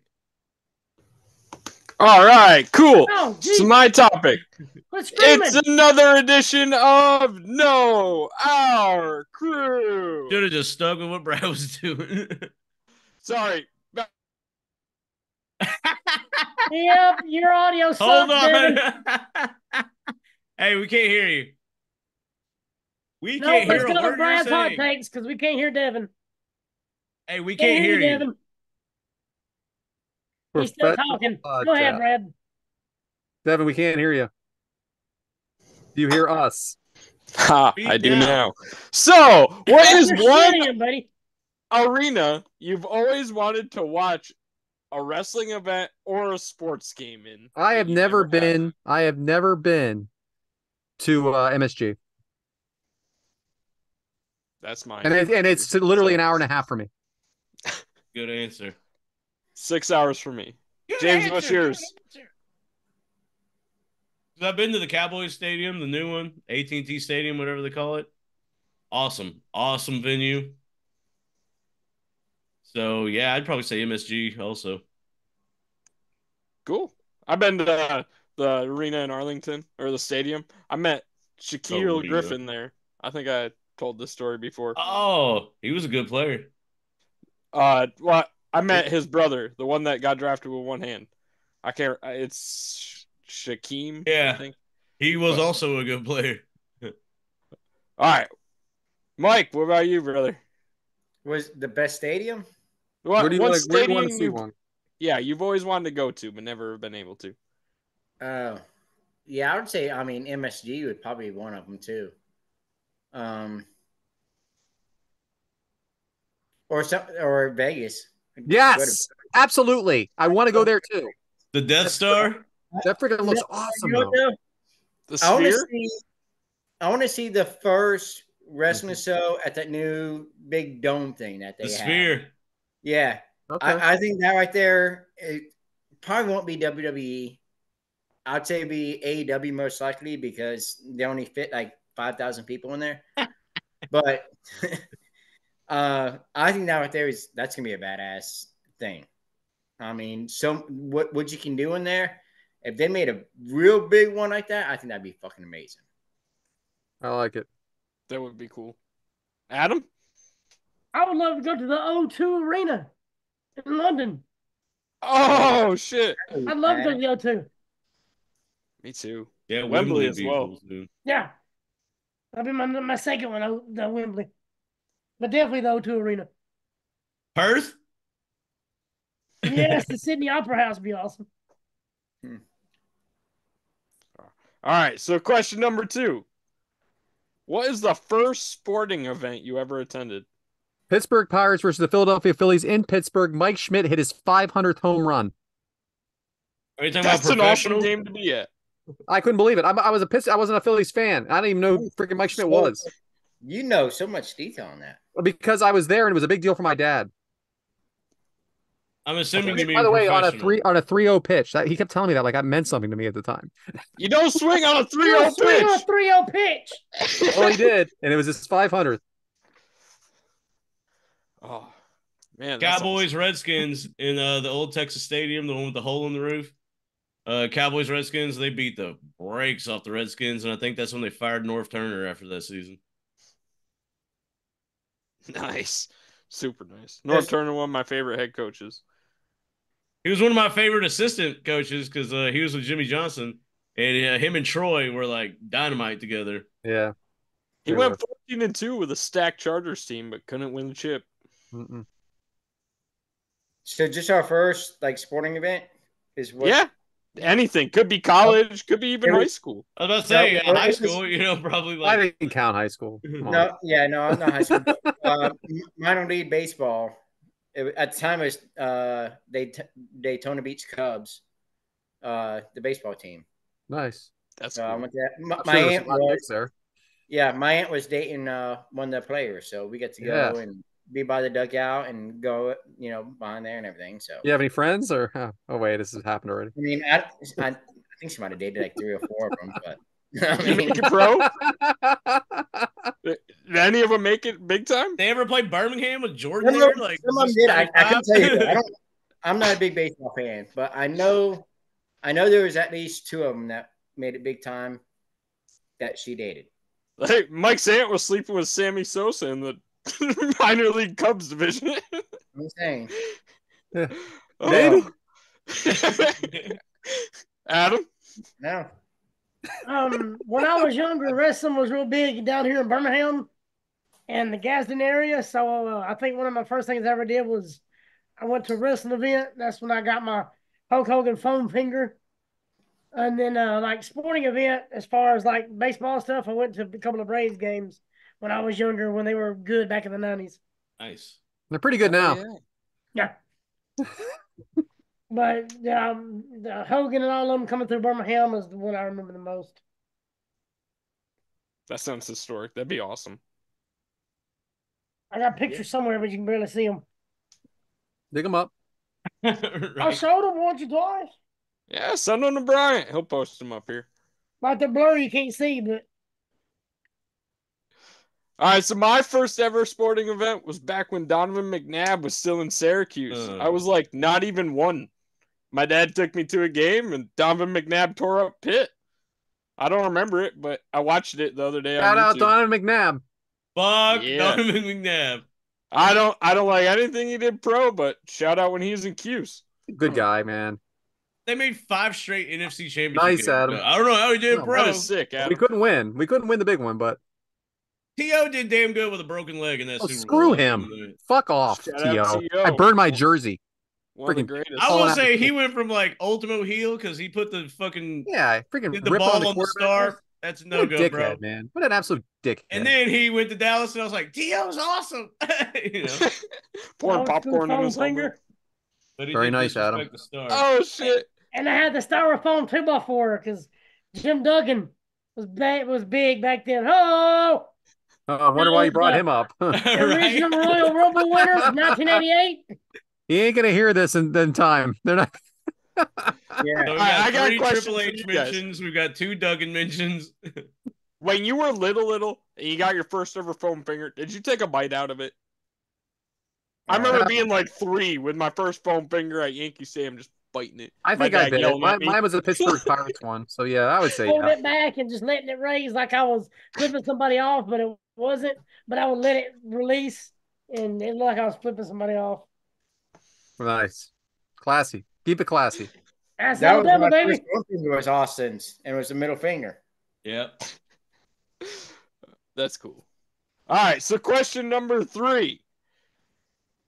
I've asked you guys to design your favorite cheeseburger. I've asked you to design your favorite pizza. Now, what is your favorite milkshake? Oh, I keep it simple, man. I I'm got just chocolate. I'm sorry. Yeah, chocolate or strawberry, probably. Whatever brings the boys to the yard, right? Somebody had to say it. Boom. Damn it, James. Shamrock shake from McDonald's. All right. I do like that shamrock Yeah, shake that. thing. Don't Oh. fuck that mocha shake from Arby's. I don't even understand Yeah, what no, we're I talking. ain't doing But Yeah, are we that. big talking thing. McFlurries? Do McFlurries count in this? Because what about a No. Blizzard? What about a No. BQ Blizzard? No, we got not That's a not a milkshake. You don't Okay. drink that. You don't know that. I do know that. You're letting it melt. Yeah, I'd probably say chocolate or strawberry. Like, Yeah, keep chocolate's it so simple. good. I'll even do a black and white shake. You know, that's good. Well, Mixed up. today I walked into our local gas station. This lady's wearing a pink birthday hat with a big sash on. She's all happy and excited as can be. Hey, would you like to try our brand new chocolate chip coffee milkshake for my birthday? Fuck it, why not? like a That's sales pretty ploy. good. No, it was actually her birthday, but it was pretty good. Hey, why not? Oh, good one. Adam, did you answer? I'm sorry. I was excited to tell that story. Well, it's your segment. It's all good. But it's your show. Boom. But milkshakes, yeah, chocolate, or something like a Butterfinger Crunch or something. But I'm more of a Coke float. I'll do like chocolate ice cream with Coke. Mm. And Not do like root a beer? Coke float. I've heard of a root beer float. I never had it with Coke. Put whatever you want in there. It could be a freaking Gatorade. It could be a Gatorade float if you want. Don't knock it. You try it. It's good. You put a lot of ice cream I've in had it, a Coke float and a root beer float. I've had them both. But we had a root beer float problem on this show already. Yeah, but Devin, you talk about like the birthday thing. Have y'all tried like the birthday cake milkshakes? I think so. I like it. They're fucking nasty. No, I like how sweet they are. You like the funfettis? You like funfetti cake? All right. No, Yeah, I can eat that all day. I sometimes buy it just for me, and I say no one else can have it. What else you got, Devin? Anything else? No, that was fun. That was another 3 questions for our crew. Yeah. So you know what else is next? Mike's list, because Devin had to be here for Mike's list. So Mike, what's the list? Oh, Or not the list or whatever. Not the list. but it's not a list.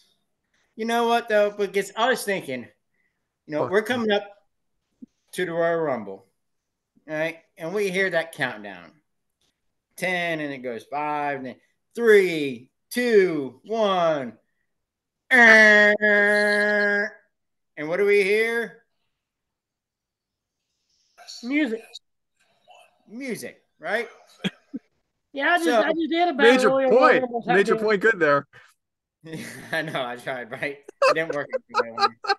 My last match I did was Ooh, boy. So, Devin did a know the crew. I'm going to go know the theme, right? However, there's a twist. Because we're going to do this in reverse. What's going on? we're twisting in reverse. What? No. What the twist? The So are you going to anticipation. play a song backwards and we have to guess what the song is? We got our favorite producer, Bryant. He's got the hookup. We're going to play a theme song in reverse. And I don't even know who it is. Good I'll let him God. play it. Can we just do the And list again? let's see if we can just figure out who they are. Been All just right. waiting for you to explain what it is before I play it. So All right. I can't imagine Brian's face when he heard about this. I'd love to be a part of this conversation when they were messing each other about Yeah, for sure. all right, everybody Brian ready? looked at it I'm like, ready. what the I'm so fuck is he ready. talking Brian's ready for about? bed. Probably got CTE shaking his head so much. This is probably that 12-pack and a half he was into when this come up. All right, Right. here we go.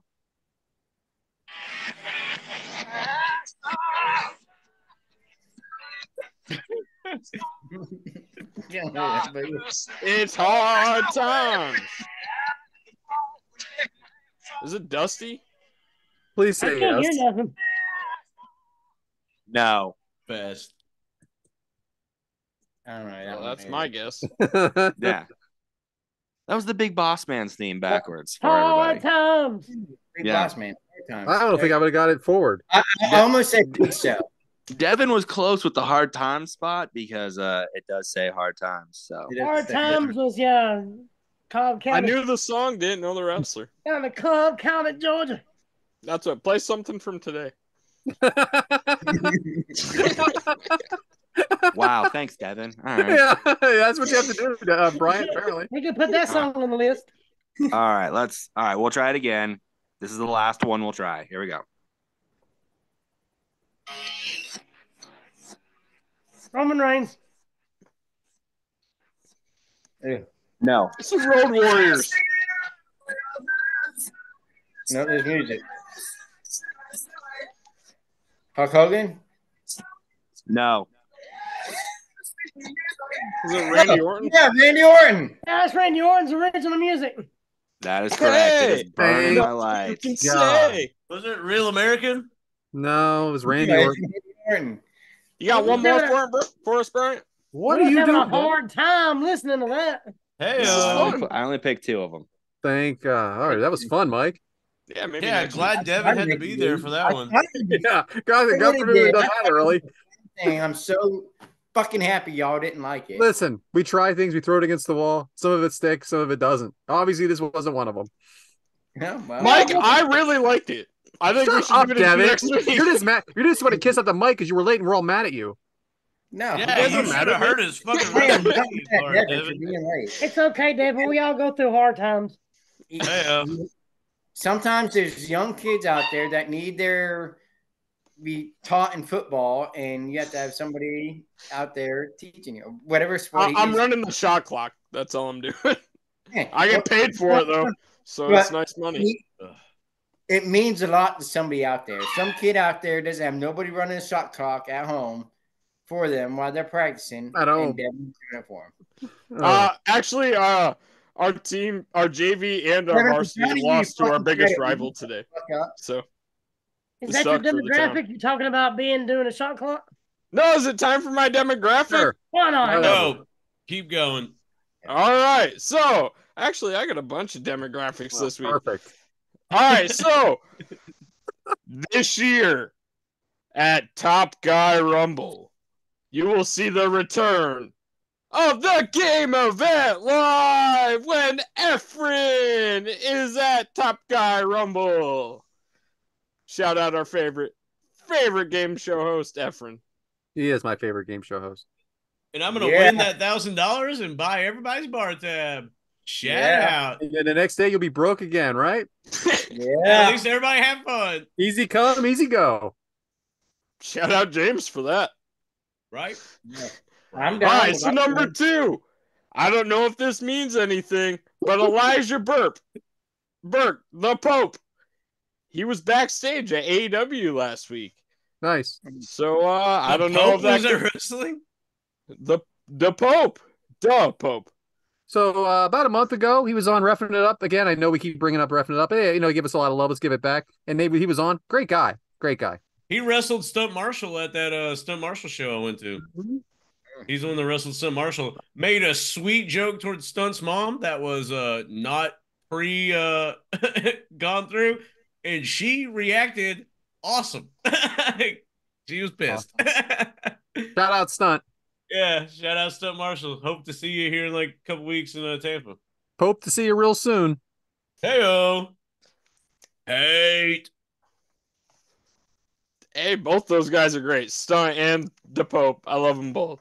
But this year at GCW J Cup, the Jersey Cup, we will see the return to GCW for Nick Wayne when he is announced as the 10th entrant. We have Jordan Oliver, Masha Slamovich, Alec Price, Dearies. We got Gresham, the former Ring of Honor heavyweight champion. We got Bailey. You guys know him. Mike Bailey, Speedball. He's the best. We got Starks, Yamashita, and Cartwheel. It's looking to be a great tournament.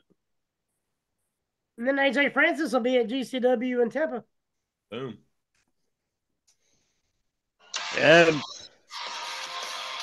My bad. That's Cody Rhodes. I know that song. That's Cody Rhodes. which you will see in the Royal Rumble in next week's demographic. You'll hear about that. But for the last thing on today's demographic, just announced today as we're recording, Yoshida Kojima will be taking on MLW heavyweight champion Alex Kane February 3rd at MLW Super Fight. So be And I will sure be to there. tune into You that. missed it, Devin. You missed it, Devin. That's what my son Frank asked for it for his birthday to go there with two friends, and I'm bringing him down. Hell yeah, that's an awesome birthday. We're I'm gonna pretty tie excited. in the- I'm pretty excited to hang out for his birthday with my event. Yeah. My plan has worked. I am the winner. Isn't that great? When you can give someone else a present. You but know what's get to funny, take Devin? If advantage you of it. didn't say that, I was gonna say it. Were you? Yeah, because you, Oh. he's 53 years old. Looks great. He wrestled at the Coliseum one too. So he beat Sammy Callahan, Really? who was all over that show, spitting on everything. Gross. All right, He is so actually, gross. Super Sammy spreader. Callahan, I seen that he was in MLW. That's a Yeah. If He was he a- signed there, that's a huge signing. 3 times he showed up. He showed up at the end too when Kojima challenged him. He's like, I'm coming here too. I'm like, what do you want? Well, that's But going to be a hell of a He match. lost to him. He lost to Kojima there. It was a Oh. pre-match though. It wasn't on the main card. Yeah. But it was still. Well, I got one last What? demographic for all my boxing fans out there. Last year in 2023, I fell in love with the sport of boxing. Nice. Oh, I thought you were going to name a gentleman.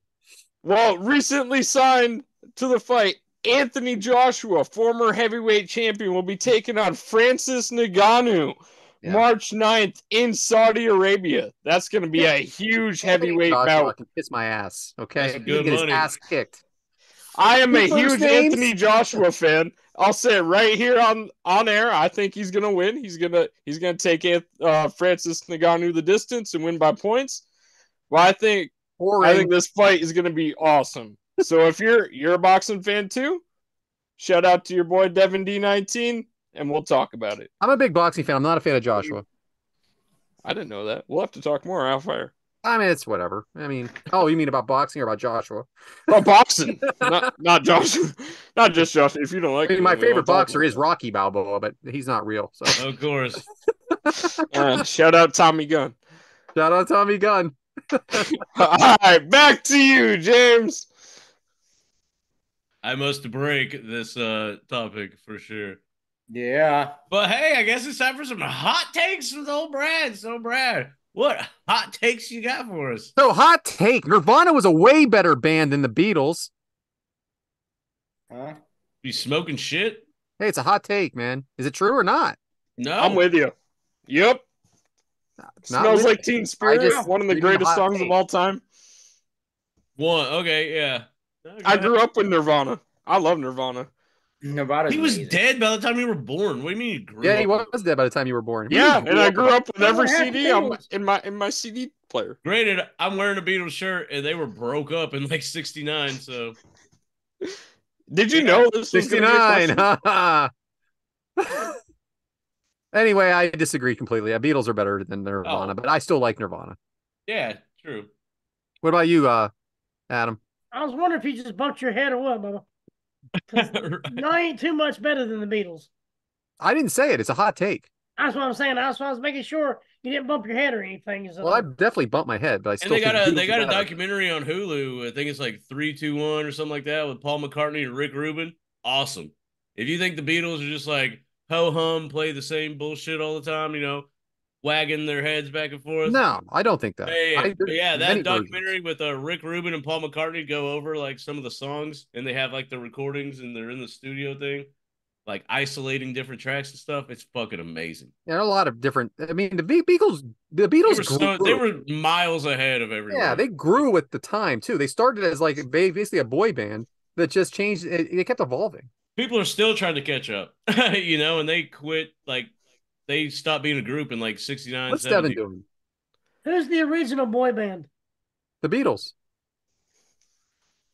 Don't say Shout that. out that picture that Beach our Boys? Truth had. New Kids on Yeah, the shout Block? out that picture our Truth had for sure. The Judgment Day walking like the Beatles. Oh, that segment cracked me up. So, hot take: AEW should go back to 4 pay-per-views and 2 television shows. How about one television show? What do you guys think? I don't know if this is a hot take, but I miss Dark. So It's I called think if they cut Rampage. out TV show- You Oh, I mean, What do you think, Adam? I agree with the 2 shows. Maybe 6 pay-per-views at the most, Boom. or maybe 4 pay-per-views and 2 like tent pole like Fastlane or something. Two shows that are not as big as pay-per-views, but you know what I mean, a little bit bigger than just a regular TV. And Battle of the Belts is coming up, and nobody even knows about Fuck it. that. Couldn't even name one match on it. I Should only can't be one stand that show. television That's deal. underpromoted and just has no feeling to it whatsoever. I'm so sorry. I do not like that Battle of the Bells. Yeah. is that supposed to be Tony Khan's Clash of Champions? Yes. Yeah, but they Yeah. don't promote at all. Like It's I saw the graphic so last night, bad. and I was like, "Oh damn, that's this weekend." I'm not a fuck. huge Clash of Champions guy either, by the way. I'm not. That was another thing. It was a commercial. It was an infomercial for the pay-per-view. all right, There's a so lot of can I fun have a hot finishes. take? Yeah. Can I have a hot take? Oh, sure, Mike. Tony I like Khan, Mike's hot takes. Tony Khan on Twitter. What about it? It's calling from him. You mean Eric Bischoff? No, Tony Khan. I mean, Listen, he's passionate. He needs to be on timeout. What he needs. He's passionate. I mean, listen, he defends his company. He loves it. He's a kid with money. I tweeted it right at Tony Khan. Why do you even care about WWE? That's my serious question. Why do you care about Good WWE? question. You're running a wrestling company that has 3 shows on national television. You have You've made it. You've made it. You literally have made it. Yes, you have like deals with Japan. You have deals with TNA. You have deals with all these other companies. You 80,000 own Ring of motherfuckers Honor. at Wembley? I Who think you're gives a good. fuck about WWE? Do your When he has shit, a Tony profitable Do your Khan. thing. year, Cater He's to your made it. hardcore fans. he's Yeah. made it. Yes. He's got a profitable year. he's made it because he's had money. That's why he made it. Yeah, Right, 'cause he's but he's lost money every he's also year. made wrestling competitive again. He's given guys jobs. He's made WWE. I think he's made WWE better, and Yep. there's options. He WWE has. was floundering. I'm sorry, it was I agree. 2012. I agree. He Good. has. He's done a lot for wrestling. I Yeah, agree he's on that. rejuvenated wrestling, but He did. he's losing money doing it though. That's what's Yeah, up. but he can lose some money. You're gonna lose money before you make money. Like you're gonna lose money. I know it's been 5 years, but you're still gonna lose a little money, and then before you break even, because he definitely had to overpay. You know, you have to overpay for the talent at the beginning because it's kind of a bidding war, and then as the dust settles, I think you're gonna see some of those contracts get a little bit down. But all the negative that he gets is the same thing, saying why they're not competitive. First Well, off, you that- gotta just keep growing. Yeah, like nobody's gonna be competitive with WWE. It's just not- WWF wasn't competitive in 1970, whatever. You know, It seems like his focus has altered or something because they were growing the first couple of years, and something has changed or something has happened to where it seems like his vision isn't so much wanting to grow now. It's I don't know what it is, but it just seems like they've been stagnant the last year or two. It's like they've been up and then level here lately. Yeah. I think he's Something's just got to trying. change for them to grow up more. He's doing what Eric Bischoff did back in like 96, 97, when they were competed against WWE, but they're not competitive like that. No, they won. TNA. WCW did. TNA. I'm sorry, TNA is the one that you compare. Yeah, It's I would compare it to TNA. 1 to 2 million people watching at the time, which was a lot less than because there wasn't as much streaming. It's and almost stuff. like If they he were doing goes wonderful until the TNA video or game. That'd be one thing, but he's nowhere close to going against WWE. Yeah, I think if it wasn't made into a competition, everybody'd be better off. Well, I mean, here's like the thing that, and I seen this, and it might be wrong, but I don't know. But like the Jinder Mahal segment had more views than AEW did all week combined. They're national, baby. They're international. Yeah. Well, I know that, but I'm just saying, like, You Well, just but need to- it wasn't like, why? oh, Jinder but why Mahal's going to be on put it TV. out there? Let's watch. Like It that's- wasn't Jinder. It's a loaded statement. Yeah, it's But not like Tony Khan Jinder's grew on. more We better views turn on the because of what he TV. did. They were It was already- the guy that came out after Jinder. Yeah, What? they were already watching. No, I agree. But what I'm saying is, why throw that out there? Knowing that right there, that one segment got more views than all 3 of your episodes all week combined. Why throw it out there? So you're just promoting that is all you're doing. Pretty much, he's putting Jinder over. You know, That's all he's doing. And All right, it one seems more hot like- take. TNA, go for MLW, go for GCW. go for nothing. Do your own shit. Yes, do your own shit, yeah. Yeah, or do your own shit. Don't But compete against something that you cannot beat. their momentum was going great, and then they released the video game, and it seemed like the video game didn't do as good as they wanted it to. It seemed like it took the wind out of the sails. You're listening to Bischoff. Do we really know that? That's what it feels like to me. It feels like everything was great, and then I guess he thought it wasn't as good as he was hoping. So it seemed like it kind of frustrated him to where it just maybe took the wind out of his sails a little bit. I will Okay. say that game is still $60, and you ain't got a prayer of somebody still paying $60 for it. No. I want to play the game. I want to buy it. I'm not buying it for $60. If it drops down to 40, maybe. Erica got for me for Christmas. It was marked down to $25. There you go. Exactly. There you go. Mark it down for $25. Yep. Have you seen any good reviews on that game? No, it's not that great. No, it's not as good as 2K. Okay, but it's not 2K. Like, it's a different. It's a whole different fighting style. It's a whole different like. It's more arcadier than 2K. Like if you compare, matches are literally like 3 minutes long. I'm not mad at him for wanting to shoot for the moon, but I think it was a little bit early for. I think comparing it to 2K is, of course, it's going to lose when compared to 2K. I think it's its own thing. Like we were saying with Tony Khan, make it your own thing. Like that's it. That's what. Don't compete with everything. Make it your own. I think that's what AEW needs to do. Be their own thing. Just chill. Look at Billy Corgan. Ain't starting shit. Ain't doing shit. Just doing his own thing. You know. Got his CW deal. Shout out Billy Corgan and the NWA.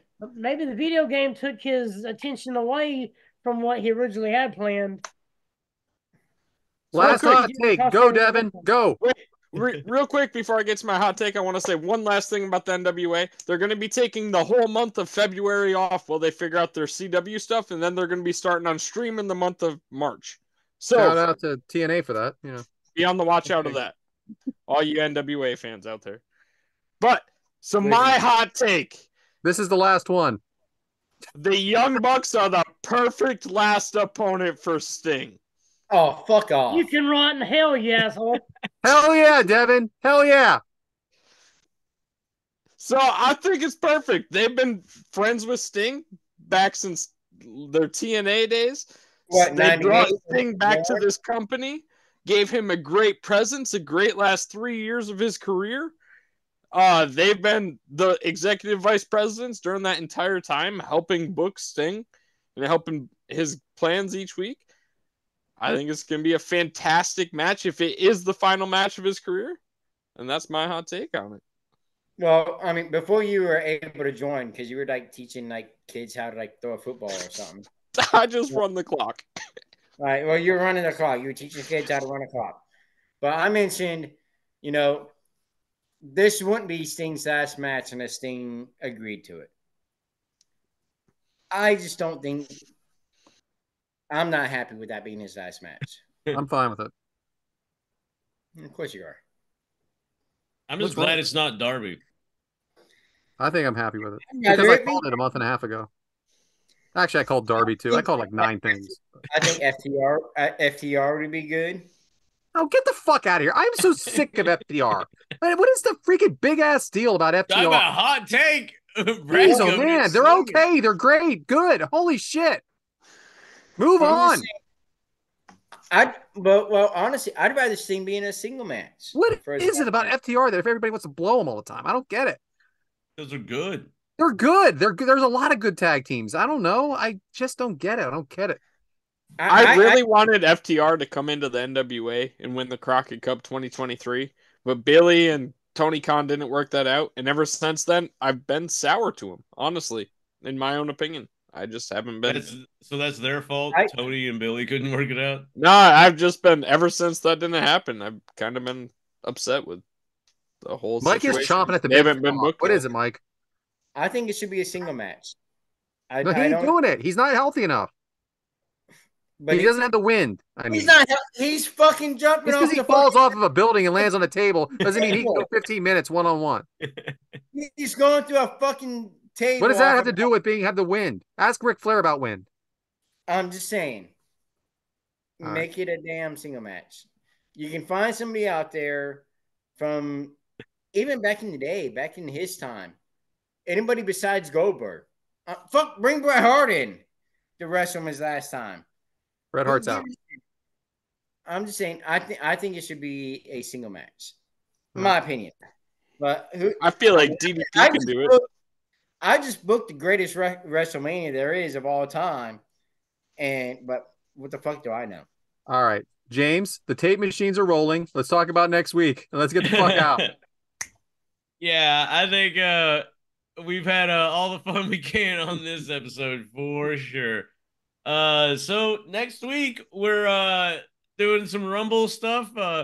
We're gonna do a watch along for whatever Rumble that is picked. Obviously, as you hear this, decision's obviously been made, but there is, yeah, whatever. So we're gonna do it watch along style.